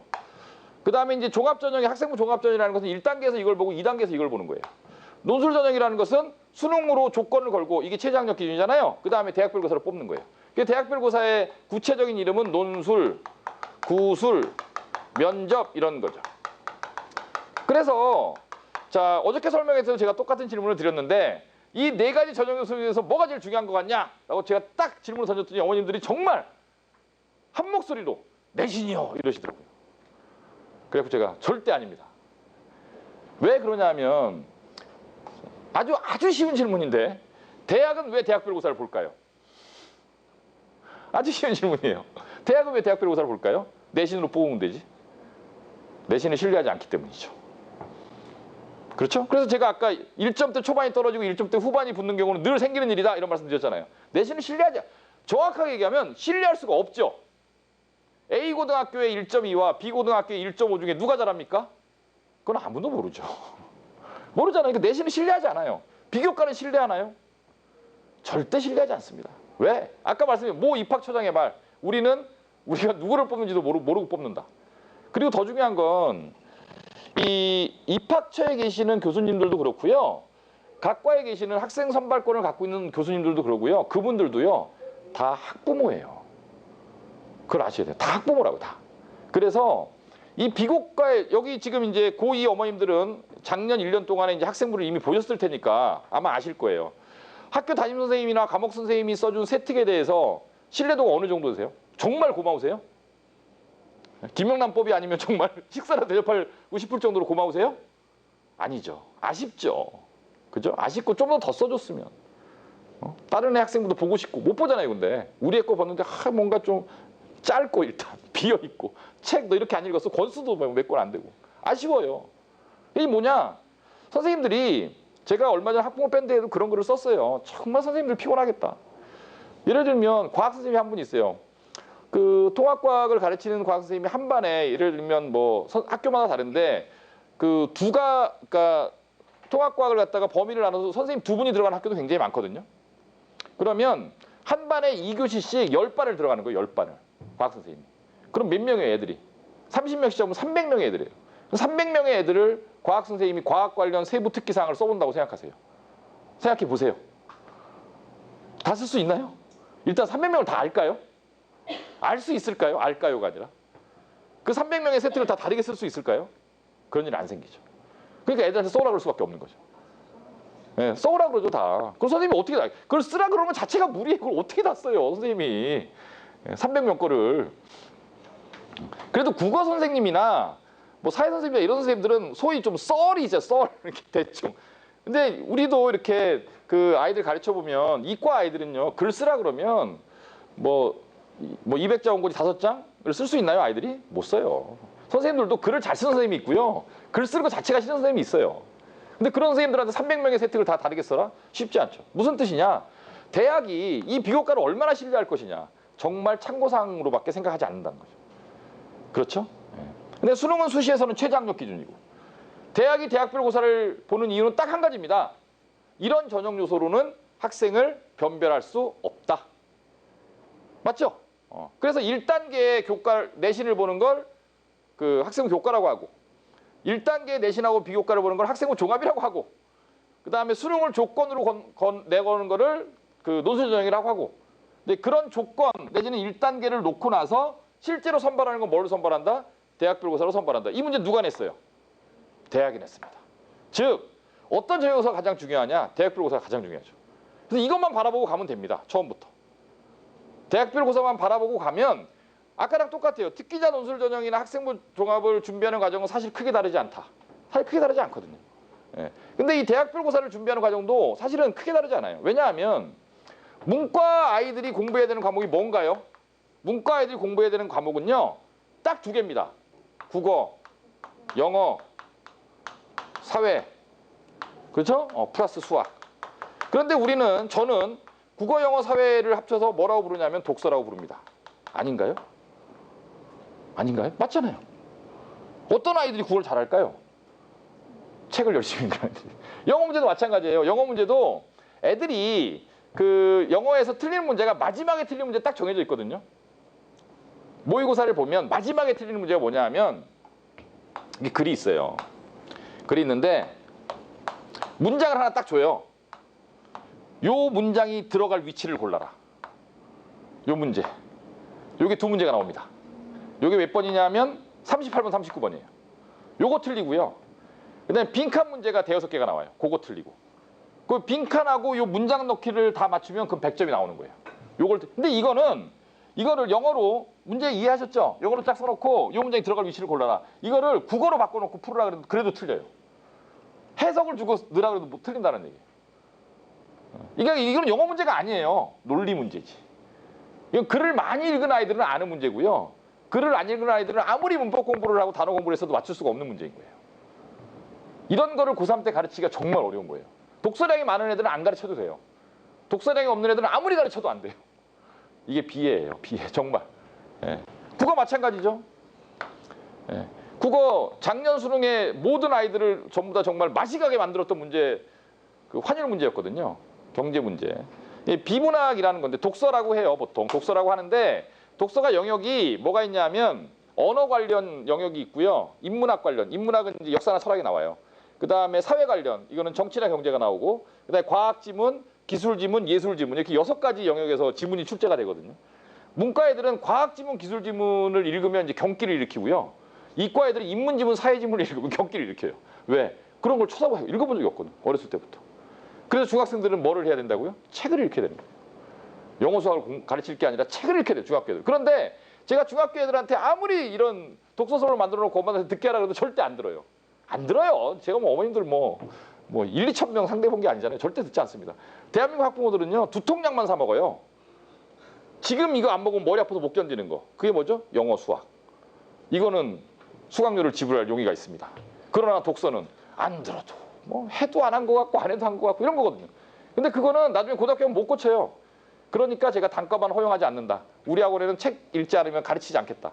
왜냐면 어차피 뭐 아는 집 애들이 태반인데 나중에 좋은 대학 보내려면 2년 후 3년 후를 내다봐야 되는데 지금 중학교 때 책을 안 읽히고 얘네들 어떻게 보내느냐. 고등학생도 똑같습니다. 문과 애들은요. 국어, 영어, 사회가 한 과목이에요. 그 다음에 수학. 수학마저도 책을 많이 읽는 애들이 무조건 잘합니다. 수학도 논리고. 수학도요. 애들이 29번, 30번 문제 모의고사 보면 나오는데 어렵거든요. 계산도 어렵지만 일단 문제가 세 줄을 넘어가면 무슨 문제인지 몰라요. 문제가 길어요. 무슨 말인지 모른다니까요. 조건을 까먹어요. 조건을 찾아내지 못하고. 일단 지문 독해력이 떨어지는 아이들은 뭘 해도 안 돼요. 그래서 글을 읽혀야 되는데 안 읽히죠. 저희 학원에는 이런 수업이 있어요. 지금 하고 있습니다. 목요일 날. 이 수업의 이름이 이클래스라고.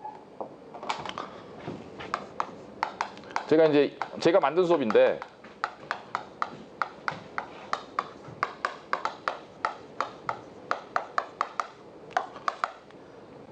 뭐 오브 스튜던트 그래서 ECLAS 이게 리버럴 아트라는 게 이제 교양 교육이라는 뜻인데 독서를 얘기하는 거예요. 그래서 이제 학생들의 교양 교육을 위한 이제 필수적인 과정이다. 그래서 이 클래스라는 수업을 제가 2년 전에 만들었나? 그래갖고 저희 학원 애들한테 쫙 시키고 있는데 이 클래스 수업 들으면요 애들이 처음에 쫙 들어와요. 제가 이렇게 학생 설명회에서 하거든요. 니네 이런 학생으로 커야 된다. 책 읽어야 된다. 니네 안 그러면은 대학별고사는 절대 통과할 수 없다. 예, 대학별고사에서 대학에서 어떤 학생을 뽑고 싶어 하냐면 똑똑한 학생을 뽑고 싶어 하거든요. 근데 어머님들이 똑똑한 사람과 그렇지 않은 사람을 구별하는 기준이 뭐죠? 옷인가요? 흰 티를 입으면 똑똑하고 파란색 티를 입으면 안 똑똑 이런 게 아니잖아요. 똑똑한 사람을 딱 이 사람 똑똑한 애라고 판단하는 건 그 사람이 한 말을 들었을 때 또 그 사람이 쓴 글을 읽었을 때 아닌가요? 맞잖아요. 예. 그 사람이 쓴 글을 읽었을 때 그 사람이 한 말을 들었을 때 교수들이 그걸 모를까요? 아이랑 대화를 나눠보고 아이들이 쓴 글을 보고요. 아니면 그런 아이의 답변은 달라요. 일단 독서량 자체가 달라요. 예. 그래서 저도 제가 설명할 때마다 제가 이제 아이 키우는 방식을 가끔 말씀드리는데 저도 아이가 이제 중1 초사예요. 중1 초사. 아직 어리잖아요. 예. 지금 많다고 느끼신 건가요? 적다고 느끼신 건가요? 예, 그거에 따라서 수강료 할인율이 달라질 수도 있습니다. 아이가 많이 컸네요, 이렇게. 아이가 아직 뭐 깐난쟁이 같은데 이렇게 나오셔야 제가 기분이 좋아질 텐데. 어쨌든 근데 저도 당연히 저희 애들이 이뻐하니까 좋은 대학 보내고 싶고 성공시키고 싶잖아요. 근데 저는 저희 아이 중학교 1학년짜리 아이 어저께 이제 처음으로 저희 학원 와서 이제 입학고사라는 걸 보게 했거든요. 20점 15점 맞더라고요. 두 개를 보게 했는데 수학 시험을 두 개를 보네. 20점 15점. 근데 같은 반에 들어간 아이들은 75점 80점 이렇게 맞는데 우리 아이는 위풍당당 혼자서 그냥 압도적인 점수 20점 15점. 근데 저는 걱정 하나도 안 합니다. 왜냐하면 여태까지 그런 공부 시킨 적이 없어요. 최근 1년 동안 수학 공부 하나도 안 시켰고요. 근데 얘는 한 6개월 정도 지나면 아이들이 다 따라잡을 거예요. 왜 그러냐면 얘가 이제 기가 막힌 장점이 하나가 있는데 뭐냐면 지문 독해력하고 사람 말귀를 알아듣는 능력이 굉장히 출중해요. 왜냐하면 저는 어렸을 때부터 책만 익혔거든요. 책만. 그래서 공부는 지금부터 시킬 건데 저희 와이프도 맨날 얘기를 뭐 수행평가 틀리면은 막 3개씩 4개씩 틀려와요. 근데 결정적으로 얘는 그 다음날 수행평가 있다는 사실 몰라요. 그러니까 준비도 안 하고 그냥 가서 수행평가 있다 그러면 그냥 보는 거예요. 근데 이제 뭐 아들 자랑은 아니고 어쨌든 지금 공부 못하는 애니까 공부를 못하는 애인데 걱정을 안 한다는 그런 그 얘기니까. 근데 얘는 장점이 초등학교 다닐 때도 그 아이들이 보통 8시 한 40분 이럴 때 교실에 들어간대요. 근데 저희 아이는 학교에 도착하면 8시 10분쯤에 도착해요. 일찍 가요, 학교를. 그래서 아침에 도서관을 가요. 그래서 학교에서 읽을 책을 골라요. 그래서 하루 종일 학교에서 선생님이 그 나가시면 쉬는 시간에 책 읽고 점심시간에 책 읽고 그러다가 집에 오고 집에 와서 책 보고 독서량이 많은 거예요. 그래서 이제 이게 믿거나 말거나인데 2주 전에 제가 저는 한 달에 한 번씩 꼭 서점을 데리고 가요. 한 번 이상. 엄마랑 서점 언제 가봤어? 마지막으로. 기억 안 나지? 창고도 사러 가봤거나. 보통 인문학 서적이나 사회과학 서적이나 문학을 고르기 위해서 가족이 서점을 가는 일은 안 생기잖아요. 애들이 크면. 그죠? 예. 저는 한 달에 한 번 이상은 무조건 서점을 가는데 2주 전에 갔다 왔는데 제가 고르라 그랬어요. 고르라 그랬더니 그 환타지 소설 2권을 골라오고 그 다음에 베르나르 베르베르의 고양이라는 신작 소설 2개를 골라오고 마이크 샌델의 정의란 무엇인가를 골라오더라고요. 네가 읽을 수 있겠냐 그랬더니 읽었대요. 언제 읽었어? 그랬더니 청소년판을 읽었대요. 그래서 이걸 성인판을 읽어보고 싶다. 읽어봐라. 그래서 엊그제 모레 다 읽었으니 다 읽었대요. 무슨 말이돼? 그랬더니 결론이 없던데 뭐 이런 류의 대화를 하는 거예요. 중1짜리 아이랑. 그러니까 이 아이가 공부를 못할 거라고 생각하지 않아요. 근데 저는 이것도 이제 그 입시 이야기라고 생각하고 들으시면 되는데 저는 우리 아이는 학생부 종합을 안 시킬 거예요. 왜 그러냐 하면 굉장히 불행한 제도예요. 학생부 종합이라는 제도는. 왜 그러냐? 한번 생각해 보세요. 이게 활동에 대한 기록으로 평가를 받아서 대학 가는 제도 맞죠? 그죠? 근데 그 활동이 어떤 활동이어야 되는 거죠? 아이가 좋아서 본인의 전공과 관련돼서 좋아서 즐거워서 하는 활동이어야 되는 거예요. 근데 우리 학생부 종합을 준비하는 아이들이 그렇게 준비하나요? 소위 이게 비속어를 쓰면 안 되는데 공식적인 설명의 자리에서 소위 왁구를 짜죠. 진로 왁구, 봉사 왁구, 동아리 왁구를 딱 계획을 짠다는 얘기예요. 틀을 딱딱딱 프레임을 만들어 놓고 그거를 채워나가는 거죠. 그렇죠? 그러니까 내가 좋아하는 활동을 해서 내가 어떤 사람인가를 대학의 평가를 받는 게 아니라 대학에서 어떤 아이를 좋아하는가를 미리 내가 판단을 해놓고 그거에 맞는 틀대로 내 기록을 만드는 거죠. 이게 맞는 제도인가요? 저는 잘 대입을 하는 사람이 좀 모르겠어요. 맞지 않는 것 같아요. 예, 그리고 내신 아까 제가 말씀드린 것처럼 이런 식의 내신 평가 방식이 과연 사회에 나가서 어떤 문제가 생겼을 때 요새 생기는 문제는 사실 우리가 생각지도 못했던 문제들이 많이 생기잖아요. 옛날에 있던 문제는 예측 가능한 문제였고 그렇죠? 근데 요즘 생기는 문제는 우리가 생각지도 못했던 그런 문제들이 많이 생기는데 기존의 패러다임이나 기존의 어떤 프레임을 갖고 해결할 수 없는 문제가 생겼을 때 그런 문제를 갖다가 문제를 분석하고 그거에 대한 좀 창의적인 해결 방안을 제시할 수 있는 그런 소위 좀 뭔가 해내는 아이 그런 아이를 만드는데 이런 내신 평가 방식이 적합하냐에 대해서 저는 굉장히 회의적이에요. 제가 내신을 가르치기 때문에 알아요. 이걸 평가해서 도대체 어떤 능력을 키우겠다는 건 저는 모르겠어요. 진짜로. 네, 그래서 저는 제 아이는 입시를 하는 사람인데 제 아이는 학생부 종합은 시킬 생각이 전혀 없어요. 네, 진짜로. 대학을 만약 가야 된다면 그냥 네가 시험 공부해서 가라. 객관식 시험 봐도 차라리 시험은 그나마 좀 객관적이니까 이거 해서 봐라라고. 그걸 위해서 틀에 맞출 필요는 없어. 너무 불쌍해요, 애들이. 오늘도 지금 아마 우리 아이들이 지금 학원에 있는 컴퓨터 다 불러가고 전부 다 독서록을 치고 있을 우리 아이들. 불쌍해 죽겠어요. 어쨌든. 그래서 제가 이제 부모님들한테 말씀드리고자 하는 포인트는 뭐냐 하면 학원을 바라볼 때, 학원 선택을 할 때 저는 오늘도 제가 전화를 받았는데 예체능을 하는 아이인데 국어 수업을 듣기 위해서 오겠다. 이렇게 얘기를 하시더라고요. 네, 국어 수업을 듣기 위해서 오겠다. 그래서 얘가 뭐를 전공할 거냐 그랬더니 아직 정해지진 않아 있는데 디자인 공부를 하겠다라고 말씀을 하시길래 그런데 얘가 뭐 잘하는 게 없나요? 영어 얘기를 하시더라고요. 그래서 그러면 그거를 갖다가 이렇게 좀 살려갖고 영어 특기자로 디자인 관련 학과를 갈 수 있는 제가 모델을 한번 만들어 드리면 그렇게 한번 해보시겠냐 이렇게 말씀드렸는데, 그러니까 이 말씀 왜 드리냐면 과목 중심으로 저희 학원에 이렇게 들어와서 나는 이 과목을 듣겠다 이 과목을 듣겠다 그러면 제가 해드릴 수 있는 게 별로 없어요. 그리고 그런 걸 잘하는 데는 많아요, 솔직히 얘기해서. 그러니까 뭐 이 근처에 있는 아파트 단지 웬만한 상가에 영어 전문학원, 수학 전문학원은 많지 않나요? 다 있잖아요. 근데 그거 하러 뭐 여기까지 옵니까? 뭐 저희 학원이, 물론 저희 학원에만 있는 수업이 또 있어요.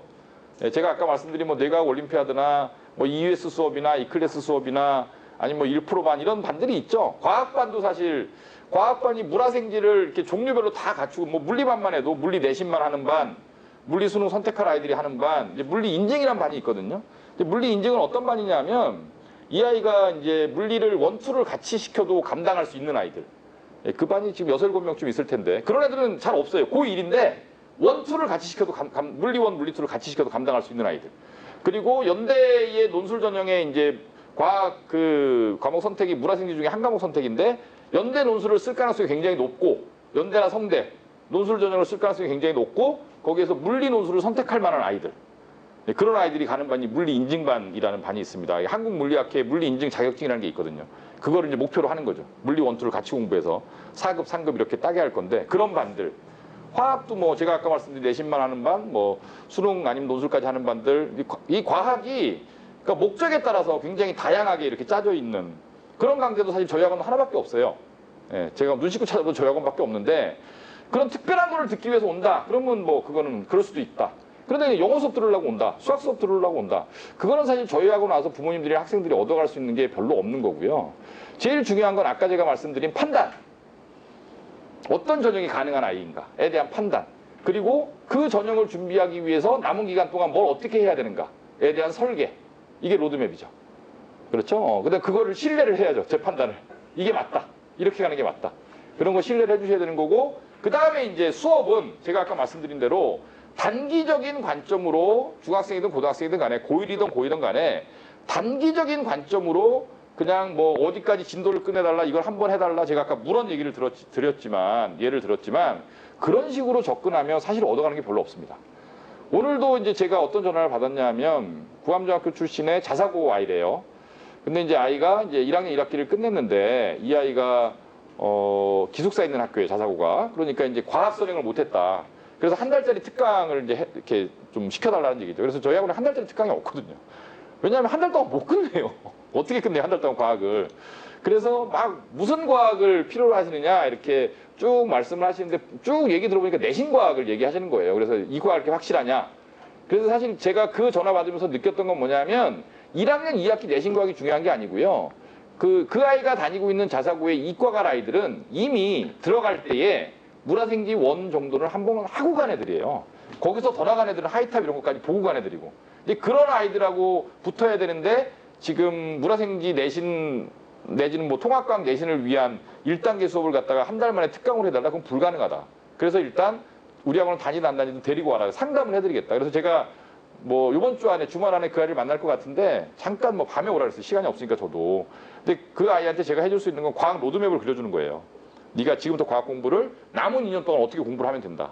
이런 로드맵을 쫙 그려주는 거죠. 이거 어떻게 공부하면 돼, 어떻게 공부하면 돼. 그리고 요때 요럴 때 와라. 그럼 내가 그거에 맞게 해주마. 이렇게 해주는 거거든요. 그래서 아까 말씀드린 이제 포인트가 3가지. 첫 번째는 지금 현재에 1학년 1학기가 끝났을 때, 2학년 1학기가 끝났을 때가 지표를 갖고 지금 현재 우리 아이한테 살아있는 전형이 뭔가를 확인한다. 냉정한 분석을 해야 되고, 그 다음에 전형을 어느 정도는 선택을 해야 된다. 그 다음에 그 전형을 선택했을 때 남은 2년 아니면 남은 1년간, 사실 고3 7월이면 다 끝난 거니까. 그죠? 예. 고3 9월에 원서 내니까 그때까지의 이제 학습 계획을 로드맵을 짠다. 그런 거죠. 근데 거기서 공부를 한다 안 한다 이런 얘기를 하면 안 되고, 공부를 안 한다면 그건 얘기할 게 없고, 예, 공부 무조건 해야 되는 거고 열심히. 예, 그렇게 짠다. 그 다음에 이제 수업을 선택할 때는 제가 아까 말씀드린 대로 단기적인 이런 성과를 내신이나 뭐 아니면 선행이나 이런 키워드를 가지고 접근할 게 아니라, 아까 전형 요소 중에서 제일 중요한 건 제가 뭐라고 말씀드렸어요? 대학별고사라고 말씀드렸잖아요. 대학별고사에서 붙을 수 있는 애를 만들어야 된다니까요. 그래야 붙어요, 애가. 이것도 중요하지만 이것만 잘해도 절대 붙지 않는다니까요. 무슨 말인지 아시겠죠? 그러니까 제가 아까 그렇게 딱 요약했습니다. 아이가 똑똑해야지 붙는다고. 어떻게 대신 학교 공부를 잘해서 어떻게 선생님한테 부탁을 잘해서 이렇게 비교과 기록이 좋다고 해서 아이가 선발되는 건 절대 아니다. 아이가 똑똑해야 합격한다. 똑똑한 아이를 만들어야 된다.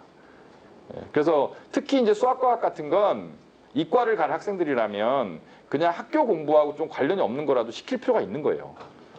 실제로 우리나라에서 가장 그 어려운 수학 문제가 서울대 일반 전형 그 구술 문제가 아마 가장 어렵겠죠. 아니면 이제 포항공대에서 물어보는 구술 면접 문제 이런 게 가장 어려울 텐데 그 문제를 지금 당장 아이한테 가르칠 수 없어요. 왜냐하면 1학년, 2학년 아이들은 일단 그 문제 손도 못 대고요. 그 문제를 그 배우기 위한 기존 단계의 개념 정리도 다 안 끝난 상태이기 때문에 그 문제를 가르칠 수 없는데 과학 문제도 마찬가지고요. 그러니까 예를 들면 생명과학과를 지망한다 그러면 생명과학과 관련된 문제를 물어볼 거고 화학과를 지망한다 그러면 화학과 관련된 그런 면접 문제를 물어볼 텐데 그런 정도의 문제를 풀 수 있는 아이를 만들려면 지금 그 과목에 해당되는 개념적인 내용을 가르치는 게 중요한 게 아니라 그런 문제를 당당하게 이렇게 걸어 나가서 문제를 딱 붙잡고 자기의 머릿속에 있는 여러 가지 툴들을 이용해서 문제를 치고 들어갈 수 있는 힘, 그 힘을 제가 이제 아까 표현할 때 과학적 사고력이라고 얘기한 건데 그런 걸 기르는 게 중요하다. 화학 공부한다고 화학만 되는 게 아니고요. 생명과학 공부한다고 생명과학만 되는 게 아니라 과학적 사고에 틀이 되어 있느냐 안 되어 있느냐가 중요한 거예요. 근데 그런 수업은 이렇게 단기간에 이런 수업으로 절대 되지 않고 상당히 고급 강사가 필요하고요. 그 분야의 일가를 이룬 사람들. 그래서 저희 학원에 그 중학교 아이들 저희 학원에 이제 EUS 1반이 있고 EUS 2반이 있는데 이게 사실 2가 이게 얼스고요. 6가 유너티예요. 그래서 지구과학, 유너티는 통합이니까 플러스 통합과학 이걸 진행하는 반인데 중학교 아이들 대상으로 한 프리 EUS라는 반이 있어요. 근데 이 반에서 이제 뭘 하냐 하면 물리, 화학, 뭐 지구과학, 수학 뭐 이런 것들을 그 섞어서 가르치시거든요. 이 선생님이. 근데 어저께 설명할 때도 제가 이 말씀 드렸는데 이 반에서 뭘 가르치는지를 제가 원장이잖아요. 제가 몰라요. 정말로 몰라요. 그리고 물어본 적도 없어요. 더 솔직히 얘기하면. 왜냐하면 이 수업을 하시는 분은 제가 이렇게 쿼리를 갖다 물어보고 할 만한 그런 대상이 아니에요. 본인이 자기가 여태까지 공부한 몇십 년 동안 공부해온 게 있고요. 거의 교수급인데. 그리고 자기가 자기의 쿼리를 구성할 수 있고 자기가 자기 책을 만들 수 있고 우리나라에서 존재하는 그 이 과학 관련 문제는 이 사람이 못 풀면 못 푼다. 뭐 이런 정도의 그 경지에 올라 있는 선생님한테 내가 과연 뭐 이렇게 가르쳐라 저렇게 언제까지 끝내줘라라는 게 무슨 의미가 있겠습니까? 그래서 아까 잠깐 요새 뭐 하시죠? 요새 물리 하고 있는데 그래서 그 반 이 반에도 지금 이제 중학교 여기는 초6부터 중3까지 있거든요. 무학년 반이고 여기 있던 아이들이 이제 내년에 이제 올라오는 거예요. 일로 겨울부터 올라오는 건데 제가 이 선생님한테 그 애들 좀 여름방학하면서 좀 더 몇 명 더 들어올 건데 다음 주부터 좀 들어가도 되겠어요? 그랬더니 뭐 상관없어요. 다음 주부터 제가 쿼리 조정을 할게요. 이렇게 말씀하시던데 어저께 설명할 때도 그렇게 말씀드렸어요. 학부모님들한테. 그 이 반에서 제가 이 선생님한테 이 반에 있는 아이들은요. 다 제가 아는 애들이거든요. 아는 집 애들. 그러니까 저희 학원을 다녔거나 다니는 애의 동생 아니면 대학 간 애의 동생들 그런 아이들이 대부분인데 그 이 부모님들한테도 제가 이제 말씀드린 게 그냥 묻지도 따지지 말고 그냥 듣게 하세요. 이 반에서 뭘 그 목표로 할 거냐 하면 그 고등학교 가기 전에 어려운 걸 공부할 수 있는 과학적 사고력을 길러놓겠습니다. 이렇게 이제 얘기하고 이제 이 반에 넣은 거고 이 반에서 애들이 공부를 하고 있는 거죠. 얘네들이 올라가면 잘 할 거예요. 고등학교 가면 아마 날아다닐 거예요. 아마 제 생각에는. 그래서 부모님들이 그렇게 학원을 보내면서 언제까지 뭘 끝내주고 그다음에 요걸 들으면은 뭐를 몇 점 맞고 이런 그 기준으로 접근을 하시는데 사실 그런 접근으로 이렇게 가다 보면 저희 학원하고 어울리지 않는 컨셉이 굉장히 많습니다. 저는 마지막을 보지 그다음에 아까 제가 말씀드린 대로 학원에 보내면서 내신 성적 올리려고 보냈는데 원장이랑 상담했더니 야 너 내신 접자 이런 얘기는 되게 웃긴 얘기잖아요. 저는 내신 접자는 얘기 많이 해요. 그리고 수업 빠져라는 얘기도 많이 하고 제가 지금 고3 영어 수업 하고 있는데 고3 영어 수업 제가 많이 뺐어요. 넌 나가. 넌 수학 공부해. 왜냐하면 그 아이의 이제 그 남아있는 시간을 따져봤을 때 학생들한테 고3 애들한테 제일 중요한 리소스가 시간이잖아요. 시간, 공부할 시간.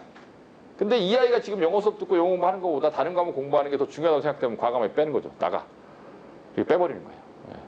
그래서 뭐 1등급이 나오고 있거나 아니면 1, 2등급이 좀 왔다 갔다 하고 있거나 그런데 수학과학이 더 급하다 이런 이과 아이들 그런 애들 제가 쏙 빼버려요. 나가라. 예. 부모님한테 별로 솔직히 그런 상의를 안 해요. 애랑은 얘기를 하지. 이런 상황이야, 이런 상황이야. 나중에 어머니 알고 보니까 왜 우리 애가 영어를 안 듣고 있나요? 뭐 이런 경우도 생기고 학생이랑 합의해서 뺐습니다. 왜냐하면 고2도 이미 그럴걸요? 고3 정도 되면요. 사실 엄마가 아이한테 이렇게 막 개입하고 할 수 있는 게 거의 없어지잖아요. 그렇죠? 저희 학원을 고3까지 다니고 있다는 얘기는 이미 본인이 원서를 어떻게 쓸 거고 어느 정도의 그 대학을 내 지금 현재 갖고 있는 지표로 지원 가능하고에 대한 지식이 이미 아이들한테 다 있는 아이들이라는 거예요. 이 학원을 3년 다녔으면. 어쨌든 그렇습니다. 그래서 말이 좀 왔다 갔다 했는데 제가 이제 부모님들한테 전달하고 싶은 메시지가 제일 중요한 거니까 네, 그거는 다 전달됐으리라고 보고요.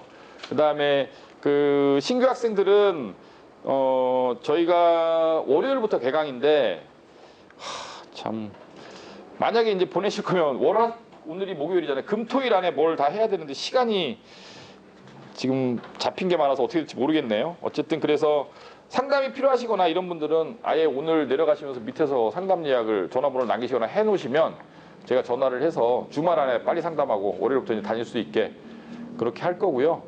공식적인 설명회는 이걸로 마치고 질문이 있으신 분들은 제가 남아서 지칠 때까지 질문 받아드릴 테니까 항상 이렇게 다 같이 있을 때 질문하라 그러면 안 하시더라고요. 이렇게 개별적으로 이렇게 질문하셔야 하지.